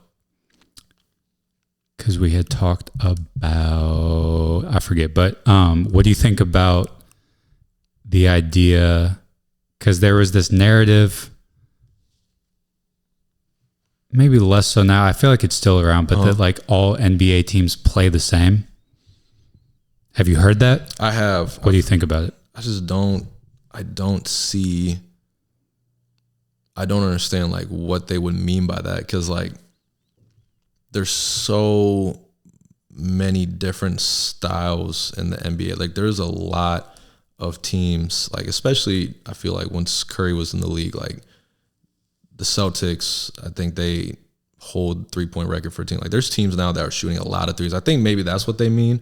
It's like a lot of teams are just shooting threes now. But if you look at the specific like actions they run, it's not like an NBA player comes down with the ball, passes it to the first guy that's open, and they just jack up a shot. Like most of the time they're getting into an action. They're having some type of pin down screen, having an on ball. Like they're doing so many different things. So it's like the style, maybe why people might say that, I guess, is because there's a lot of threes being taken, but we've seen the best 3-point shooters ever this generation. So it's like, I think it's smart to shoot threes at a high volume, but like, the style of which they get into those is not the same. Like just going back to OKC, like Shea attacks the paint so much, and because of that, it draws so much attention to him that he's able to kick out to so many players. Like as a fan, it's for me, but also like as the trainer, coaching, player, it's fun to watch, because like I feel like I had a conversation with someone, the average fan versus someone who might have played basketball or like coaches basketball has two completely different like lenses on when they watch. Like I feel like sometimes as coaches we'll look at like, how is a player doing a specific move, like an action or a move? How are they, like what defense are they running? Like you mentioned, like drop coverage. I see a lot of drop coverage in the NBA. How are they guarding ball screens? Like all that stuff's fun to watch, but an average basketball fan might be like, oh, they just the same shit over and over. But I don't agree with that. Yeah. I think you hit the nail on the head of like the shot chart for most teams is going to look generally the same. Threes and layups. Some middies sprinkled in. But the Nuggets are going to throw it to Jokic, do the little like Warriors pinch post, screen away, slip it type of stuff. Celtics are kind of more whatever, like drive and kick. More simplistic-ish. So yeah, like you said, the way they get into it is different. Cool. Anything else you want to speak on, NBA or otherwise? I would say, who do you think is going to win MVP? Shea. Yeah. I think so. I think if Wemby played more games, he would probably get that. You think Wemby could be face of the league in a few years? If he stays healthy. Yeah. I think I think now is the hardest time ever to be an NBA player, because having to guard Wemby, because I feel like there's going to be more and more, even though I feel like there kind of already is, like Bull players like that are just starting to become in the just NBA players now like that. I feel like it's going to be a hard time to get in the NBA.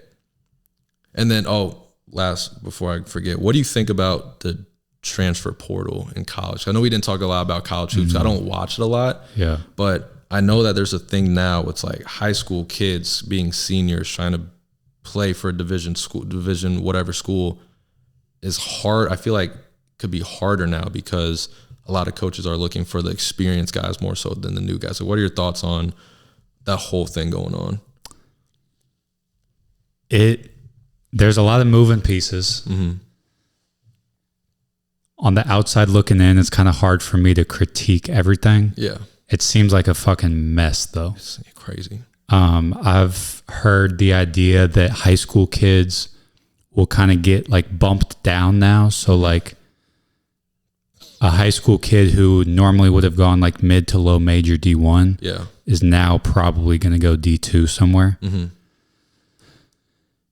If I'm a college coach, I'd probably spam the portal. Like, because what would you, in your opinion, what would you think the reason is to recruit a high school kid over a guy who's done 2 years at a JUCO or a D2 or something? Yeah, it's tough. I feel like I say like, it's hard for high schools, but like I understand the idea. It's like the experience, especially if you're trying to make like a March Madness run or whatever, the conference run, whatever they do.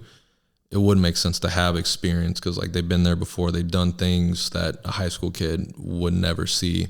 But if you're not like AJ or if you're not Boozer, even though I can't believe I said, actually I'm not a Boozer fan, but like.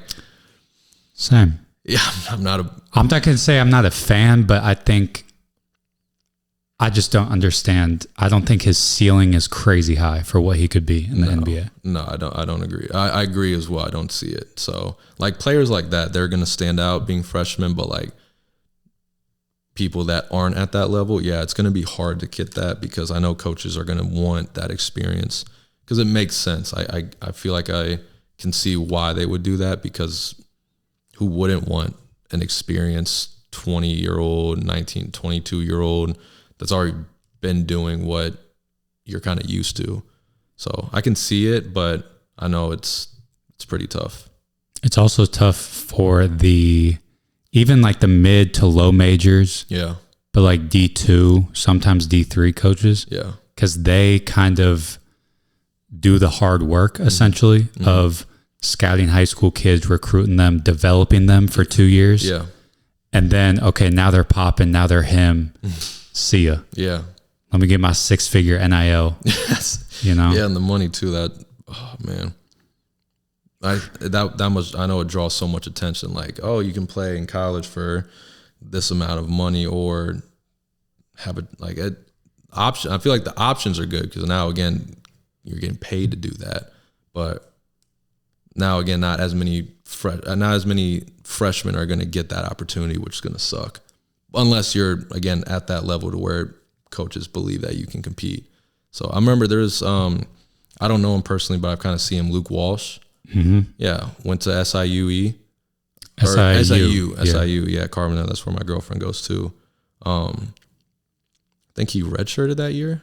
I believe so. But he's like a adult, like like 30 a game, one of the pure shooters, like, and that was in St. Louis at that time. Like, I don't know his situation. That's why I can't speak on it. But like, it's crazy to see like that level as well. Like sometimes might not be reciprocated at that college level, even though I feel like he's totally ready to do that. But that's just from like an outside looking in. Yeah, because I think part of it too is if this was before the portal, he could probably make an impact his freshman year. Yeah. But now because of the portal and the like eligibility stuff. Yeah. I mean, bro, dudes are 25, 26. Former NBA players, James Najee. And all, like, oh, yeah, good luck. So now to be coming out fresh out of Vianney High School. Yeah. Showing up like. That's tough, man. Let's take that red shirt, my boy. Let's get in the weight room. Yeah. You know, it's kind of necessary. Yeah. Sometimes. So, yeah, that's a good way to look at it. That might be a good thing. That might have been a good thing for him so that maybe he can be ready next year for that. So, yeah, I know. But that's the thing. It's fun to now, again, be on that side of coaching where you can kind of see the impacts from one of the craziest things, and I'll like end off with is like being able to see a player start at a certain spot and then eventually go to a completely different level. I mean, that's where the joy of coaching comes from. Even if it might not translate into like college basketball, but you see they just make a big jump at what they're doing on the court or off the court, how they carry themselves. It's like that's been the most like rewarding thing. Even if they don't stick around to like be my player all the time and they go get coached at another school or they go train somewhere else, I still love it because it's like they were at one point and then they're still continuing to work to see them at a new point. It's fun to see that growth, that evolution on or off the court. Yeah. It's so much fun. And that's the thing that coaching and training, like it brings me so much joy, like to see that. So I know I'm for high school getting started with the school stuff. So to see, like I'm working with some of our middle schoolers right now at South. So I can't wait, if God's willingly allowing me to stay at South, to like train them. And then 5 years later, they're like seniors and juniors at South. Like that's going to be so much fun. So I'm looking forward to stuff like that. Yeah. No, that's fire. Cool. So how we always end it is, so two things. Mm-hmm. First thing is any last message that you want to leave the people with. Yeah. It could be words of wisdom, motivation. Mm-hmm. It could be summarizing a common like theme that we've touched on. Mm-hmm. Really, the floor is yours. Any last something that's on your heart, on your mind. Yeah. And then two, plug away where people can find you. Awesome. Plug the Twitch stream, like anything you want. Awesome. Yeah, the Twitch stream is, I had to put that on a pause, but that might come up at a certain time, so I'm going to have to say that.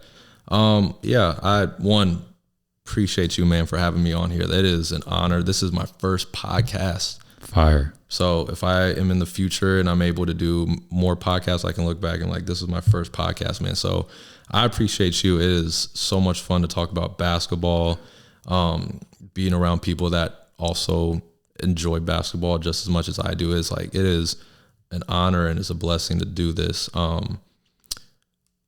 What's always on my heart, I try to find as much, what I'm doing right now, trying to find as much time to talk about it, is just putting your faith in God, allowing that faith to kind of steer you in the directions that you need to be. I know a lot of people don't have that relationship with God.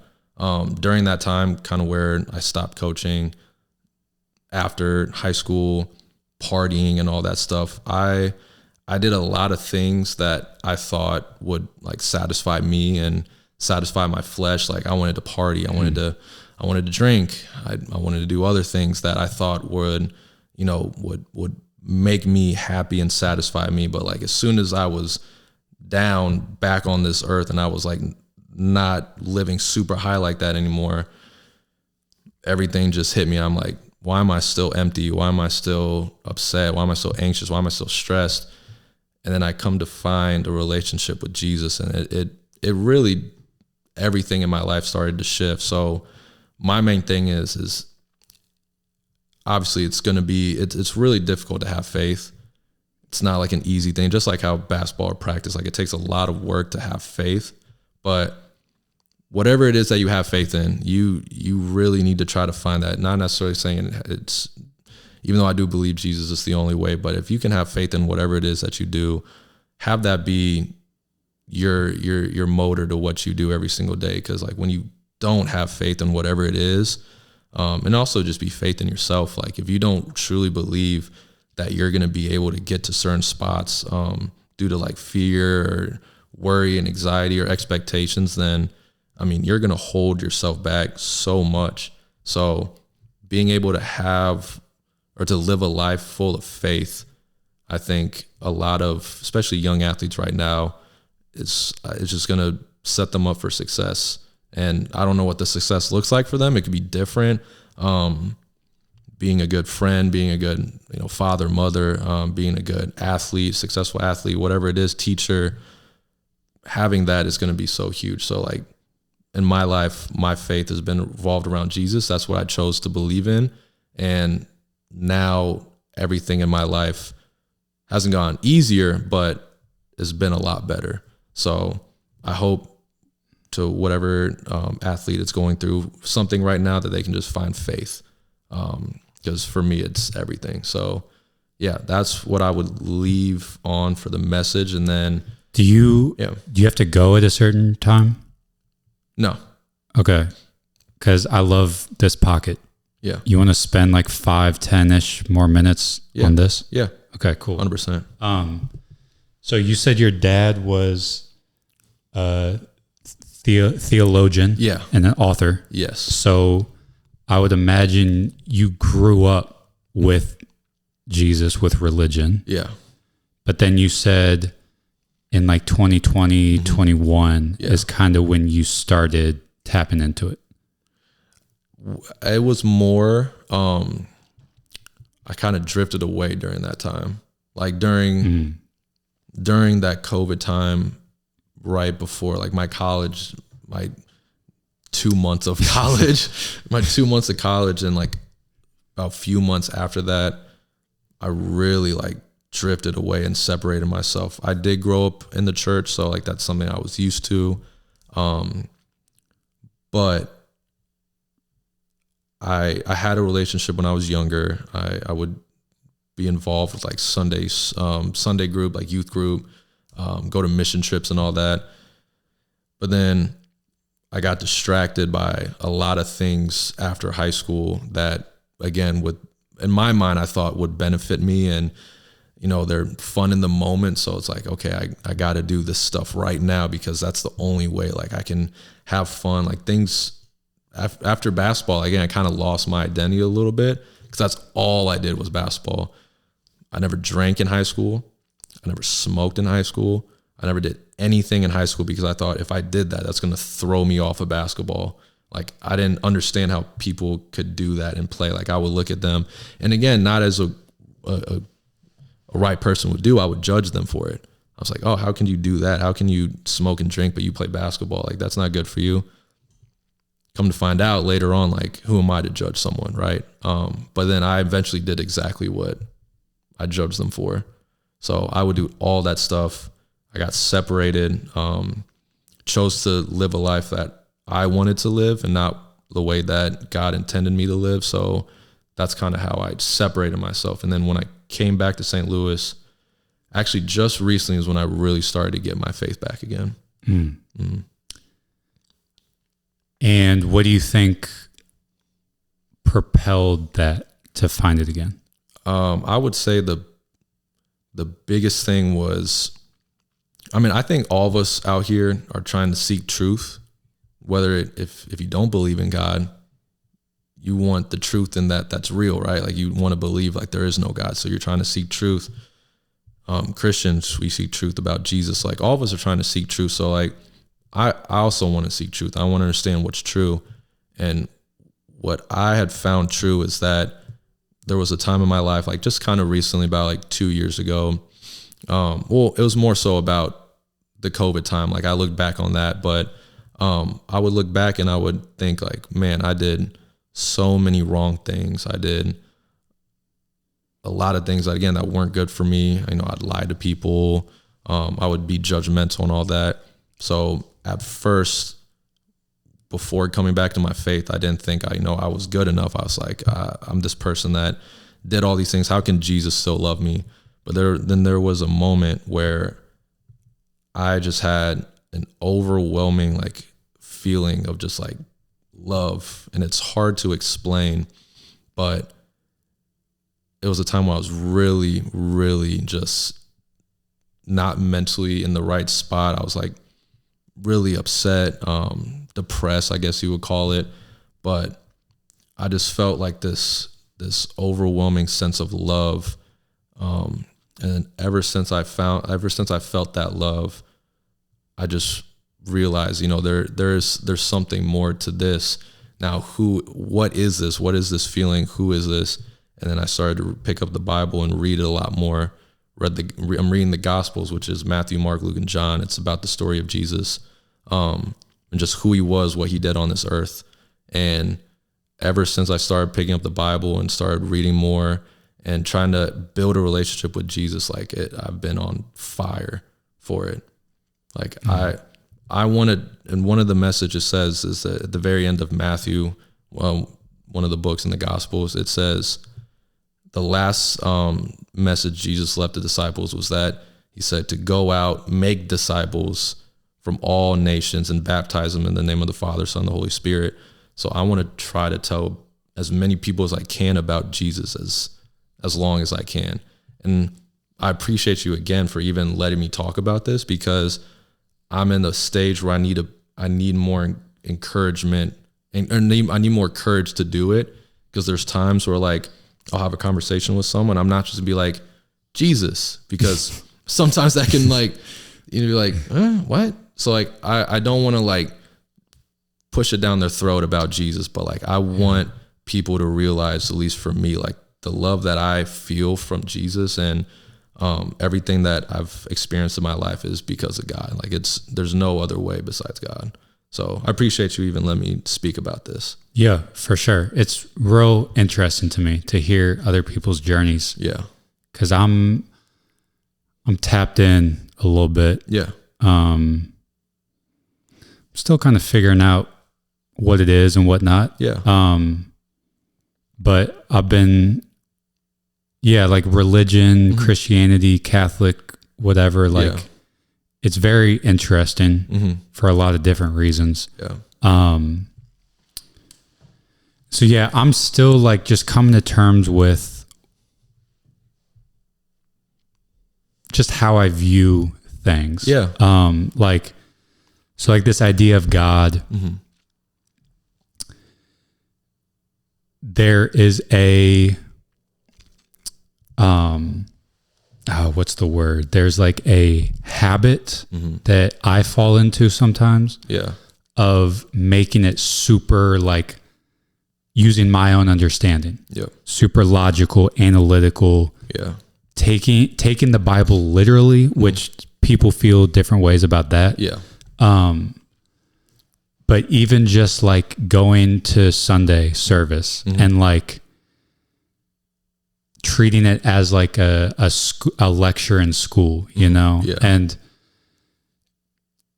I feel like it's more so just a feeling. Like I was on fire. I was on a hot streak a couple months ago, like reading the Bible every day for a couple hours. Yeah. And I tried to like dissect why,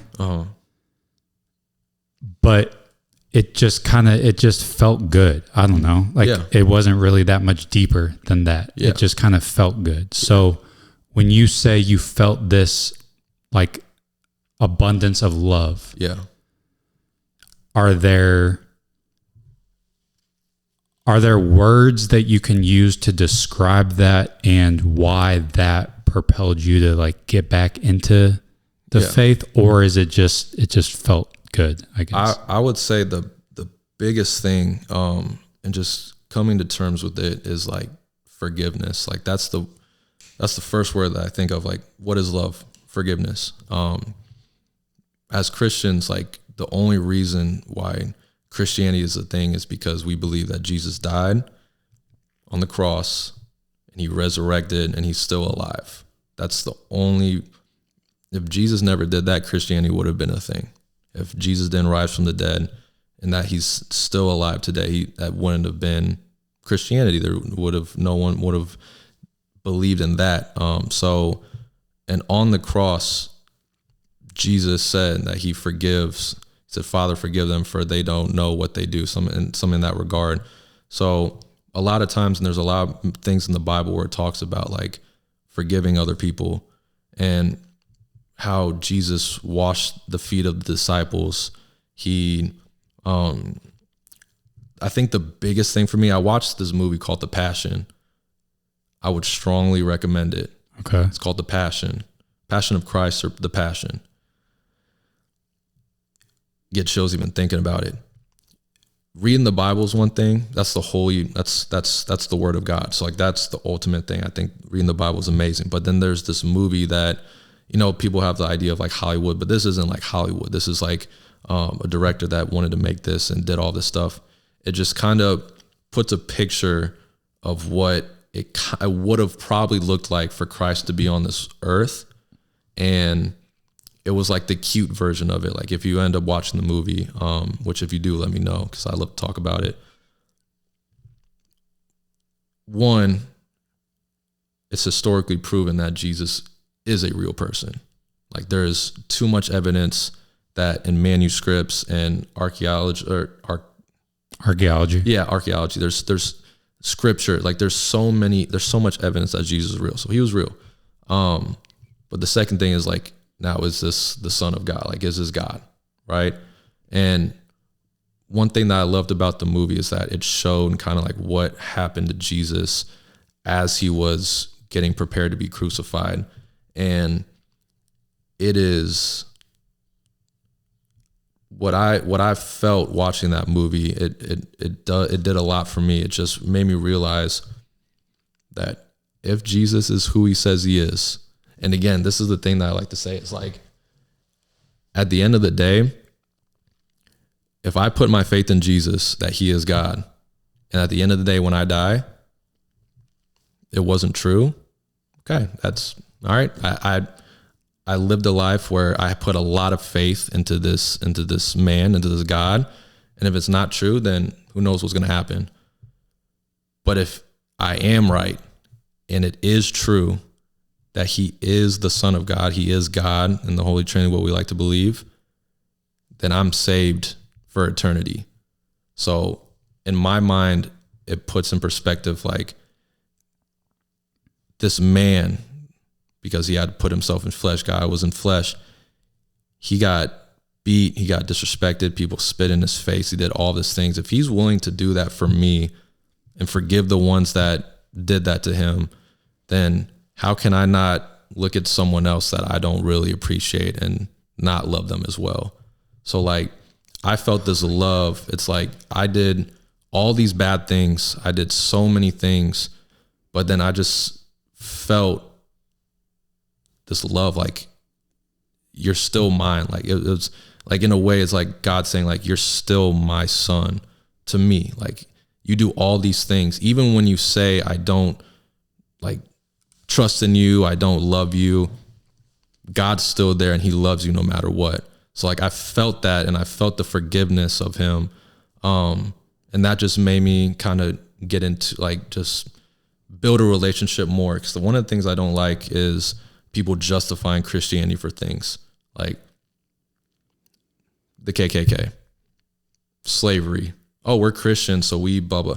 That's not a true Christian. What would the justifications be? Like, there's this guy that I watched, named Bryce Crawford. He interviewed this like KKK head person, and the guy was just talking about like, oh, well,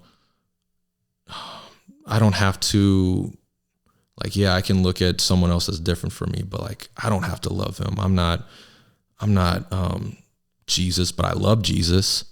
If you truly love Jesus, then the way that you think is not like that. So like, I like to say, because I love Jesus so much, and it says in the Bible, when you love God with your whole heart, you're going to be able to love other people a lot differently. So the people that justify like racism, slavery, and all that stuff, it's like, well, I know God did it, but I don't necessarily have to do it. That's being a Christian can kind of make excuses for wrong things, but like having a relationship with Jesus is what, again, I really like yearn for, if that makes sense. So like, because of my relationship with Jesus, I'm going to love this person how Jesus told me to love them. So yeah, lots of thoughts off of that. Yeah. I forget what book it was, but it was talking about like, God has so much patience with me, with you. Mm-hmm. All our like limited understandings and our flesh and our whatever, like, but his love is still unconditional. Yeah. So then fuck do I look like running out of patience for the next man and like treating him poorly. So I think that's cool. Another quote from a book, it said self-worship disguised as religion. I think that kind of relates to what you were saying. Yeah. And then the next question I have is, so like you alluded, I forget what exactly you said, but it related back to what you were saying about college. The flesh, like doing things to please the flesh. I relate to that a ton. 2020 for me was when I kind of started. I've always been like spiritually inclined, I guess. Yeah. We want to call it. 2020, you said like either you like are lazy or you level up during that time. Yeah. I was closer to leveling up. Yeah. Definitely still lazy, but like, that's kind of when I started tapping into stuff. And that's when for me, like it became God, because TV shows that I used to watch, movies, scrolling on the phone, music was a big one. Big time secular. Yeah. Those things started to just not be appealing. And the reason I feel like that's God is because I didn't necessarily set out to be like, okay, let me lock in, let me self-improve. What can I cut out from my life? Yeah. It just fell into my lap. Like the baby just started not really like hitting my ears right. You know? I get that real. Yeah. I started really paying attention to, I'm trying to think of an album that dropped during that time, but like I really started listening to what Lil Uzi was saying. And I was like, that's like feeding my brain, you know? But that just like wasn't anything that I set out to do. It happened to me. And so that kind of relates, I feel like, to your experience in college maybe, is because I got to the top of the mountain. 2020 was a perfect example. Like if I wanted to, I could sit on the couch for 8 hours and watch Netflix. Yeah. But I got to that top of the mountain and looked around and was like, I'm unfulfilled. Yes. You know, is that relatable at all? Big time. It's when you start to like do things for your flesh and you start to please the flesh and you choose not to please God instead, then you're going to be filled with a lot of like emptiness and dissatisfaction. Like I did all these things thinking that it was going to satisfy me. In the moment, it might have been cool, but as soon as it was done, I was very empty. And it's like, why? I'm doing all these things that people say it's fun. People say it's like, it's supposed to like make you feel this type of way. But then when I turn the other way and I look at what God says makes you feel good, makes you feel loved, then, and again, I do understand like there's a feeling to it, but like I think it's a lot deeper than kind of what you said, like than what we can understand. I believe it's like when the Holy Spirit kind of enters into you and you can just feel. I had a conversation with a guy yesterday. It's crazy. He's talking about, I went to the gym at Planet Fitness. He was working there. He told me a story. Not a real gym, but it's fine. not a real gym at all. That gym is insane, by the way. So it is really, it gets wicked in there. see people barefooted. It's wicked. Really? So not a real gym. I agree. He was talking to me because he saw I had a basketball shirt on. So he stopped me and he asked me, it's like, where do you blah, blah, blah. We just started talking about basketball, kind of like how we're doing right now. And we went on talking. I'm like, there's something about this guy. Like I can sense like the Holy Spirit from him. Not like literally like I'm just like this mind reader that knows exactly, like can pick it up. But like there's something about him. Like every time someone's walking in, he's smiling. He's so happy and joyful. He is talking to these people so respectful. Like you can tell, like kind of like it looked like he was faking it, but not, because I genuinely thought like that's who he was. Like he is that nice of a person. So I'm like, I can sense like this Holy Spirit coming from this guy. And he later goes on and talks about how he used to be a pastor. He used to do pastoral work. I'm like, okay, he does have the Holy Spirit with him. I'm like, the conversation kept going. And he said 2 weeks ago, his brother committed suicide. And I was like, how are you here? How are you smiling to all these people? And again, sometimes people can put a front. I get it. But just that conversation me and him had was so genuine. You would never have been able to tell that he lost his brother to suicide 2 weeks ago. But then he ended up saying, I love God so much and I put so much faith in him. I understand that there's situations like where everyone will go through, but I have so much faith in God that I'm able to come here and yes, I'm grieving. Yes, I'm going through really hard times, but like his faith is what keeps him from like being such a good person. Like he's serving other people while going through this. And like, that is such a great example of what I think of what it looks like to love Jesus is to serve other people and to love them, to forgive them. Because if you're not doing that, then you don't truly love God as much as you say you do. And that's okay, because there's going to be a lot of times where, again, like I do things that God's not going to like. I didn't love God as much as I do now, but he still takes me for who I am. And like, no matter where anyone's at with their faith and like what they believe in, like if like God just he just has open arms and he's just waiting for you. Like a bad little son, like that's just doing a bunch of things that they know they shouldn't do. But as soon as they realize the Father is right and the Father is like the only way, then they're going to run straight to him. So. Do you know who Padre Pio is? Mm-mm. He is an Italian friar. It's like a monk. That sounds very Italian. Type of guy? Yeah. Yeah. I'm reading a book right now. It's like stories about him from the people that knew him and stuff. Yeah. So he was, I guess, a pastor or something. He would like do church service. Yeah. And like people would confess to him and stuff.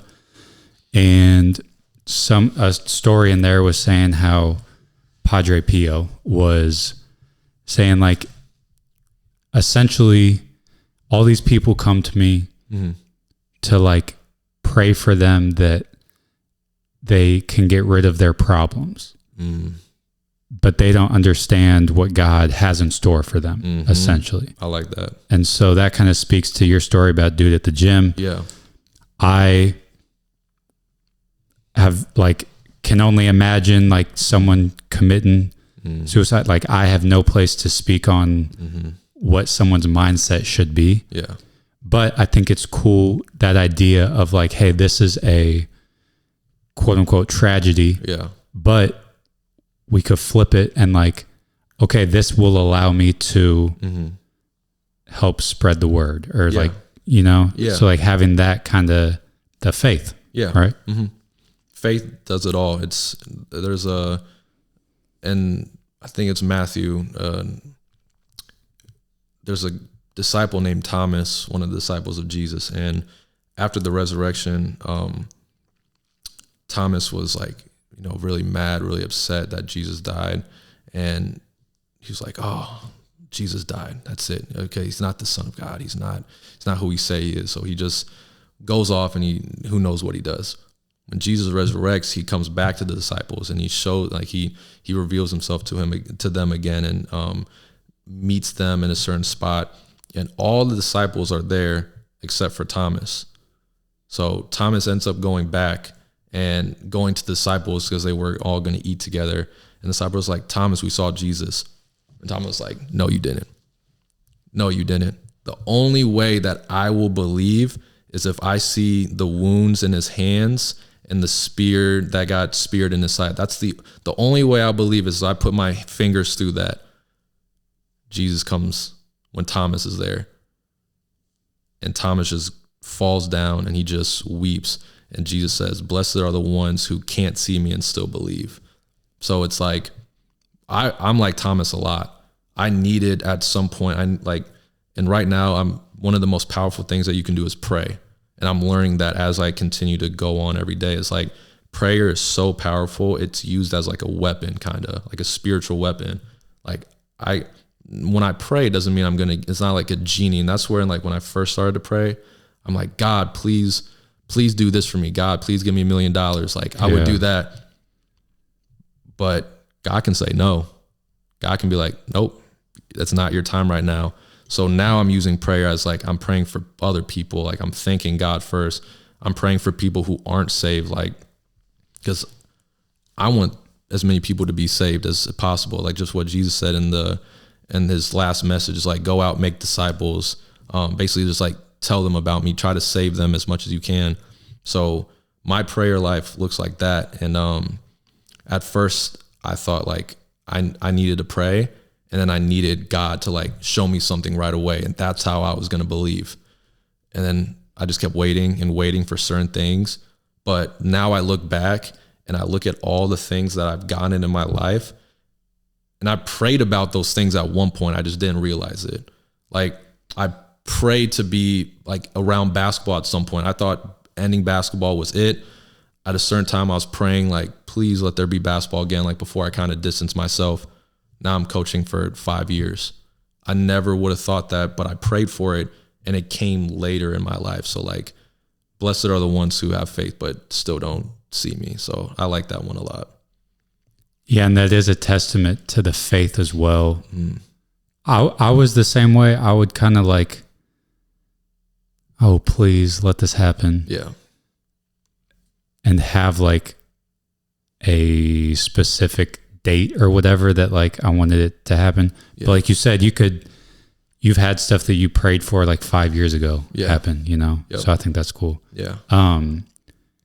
Is your dad in St. Louis? Mm-hmm.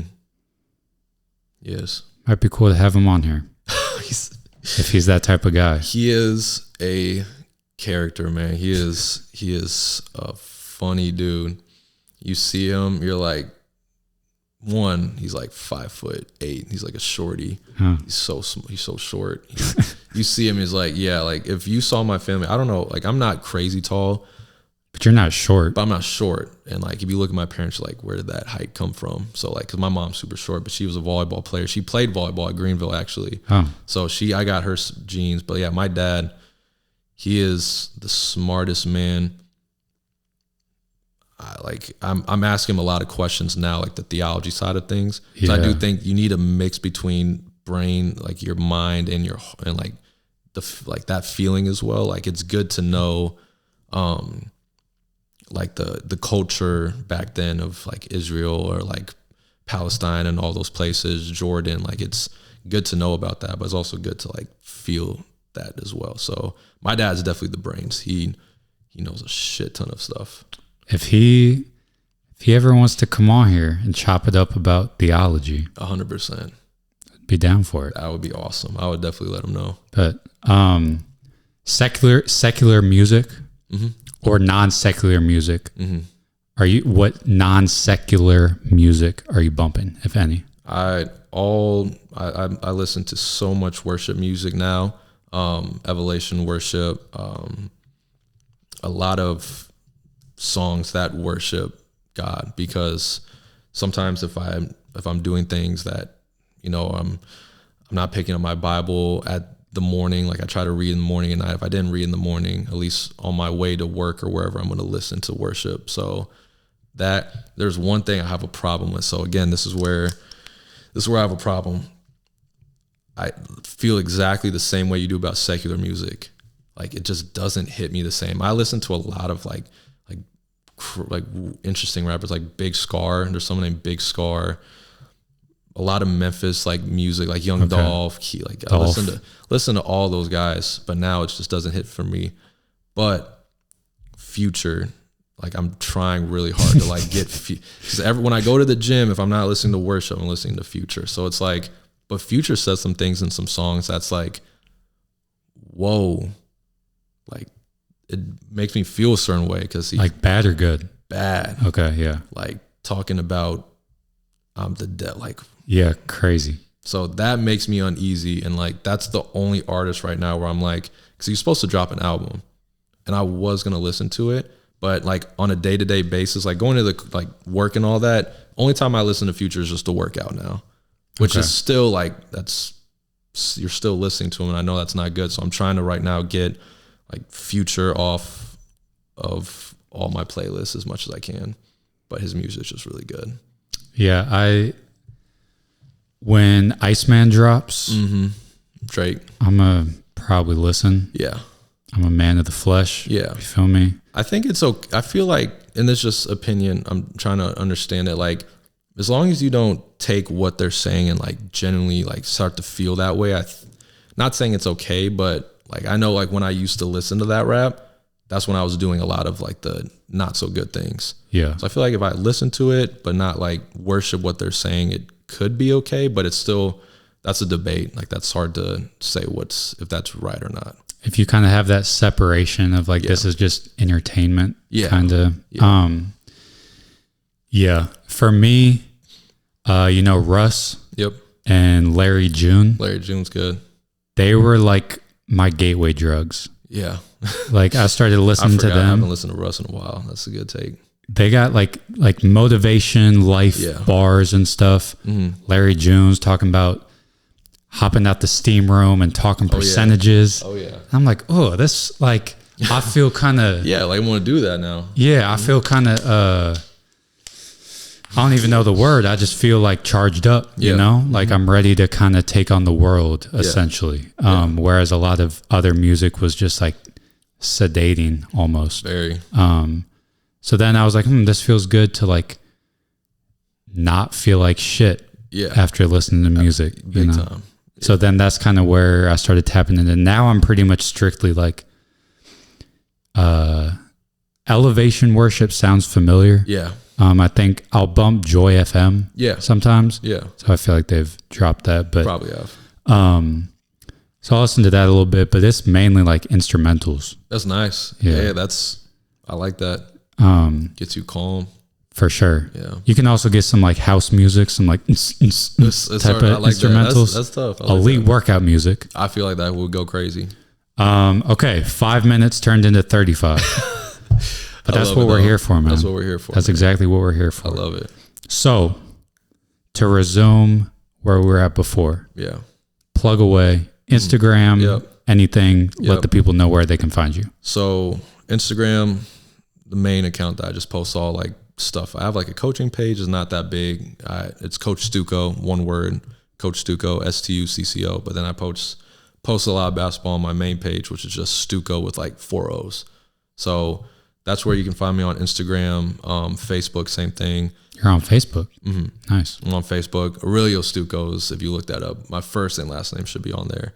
But also I have my own website. If you look up Stucco's Basketball Training, the most creative name ever. Just oneword.com, my website should pop up. That's where you can look at all my availability, my scheduling, the prices I put on there. So I usually resort to my website if people are interested in trying to get into it. But if you want to see me like coach and all that stuff, then my Instagram, Facebook's where I go. All right, bet. Those will all be in the description. Awesome. Everything. Appreciate that. Appreciate you coming on, man. Taking the time. Man. God bless you, man. That was a really good conversation. That was fire, bro. Yeah, appreciate you taking the time, sharing your journey. I'm sure a lot of people will take a lot of lessons from this, and that's what it's all about. Yes. That is episode number, once again, I believe it's 36. Either way, that's good, man. That is in the books. Yep. Peace. We're out of here.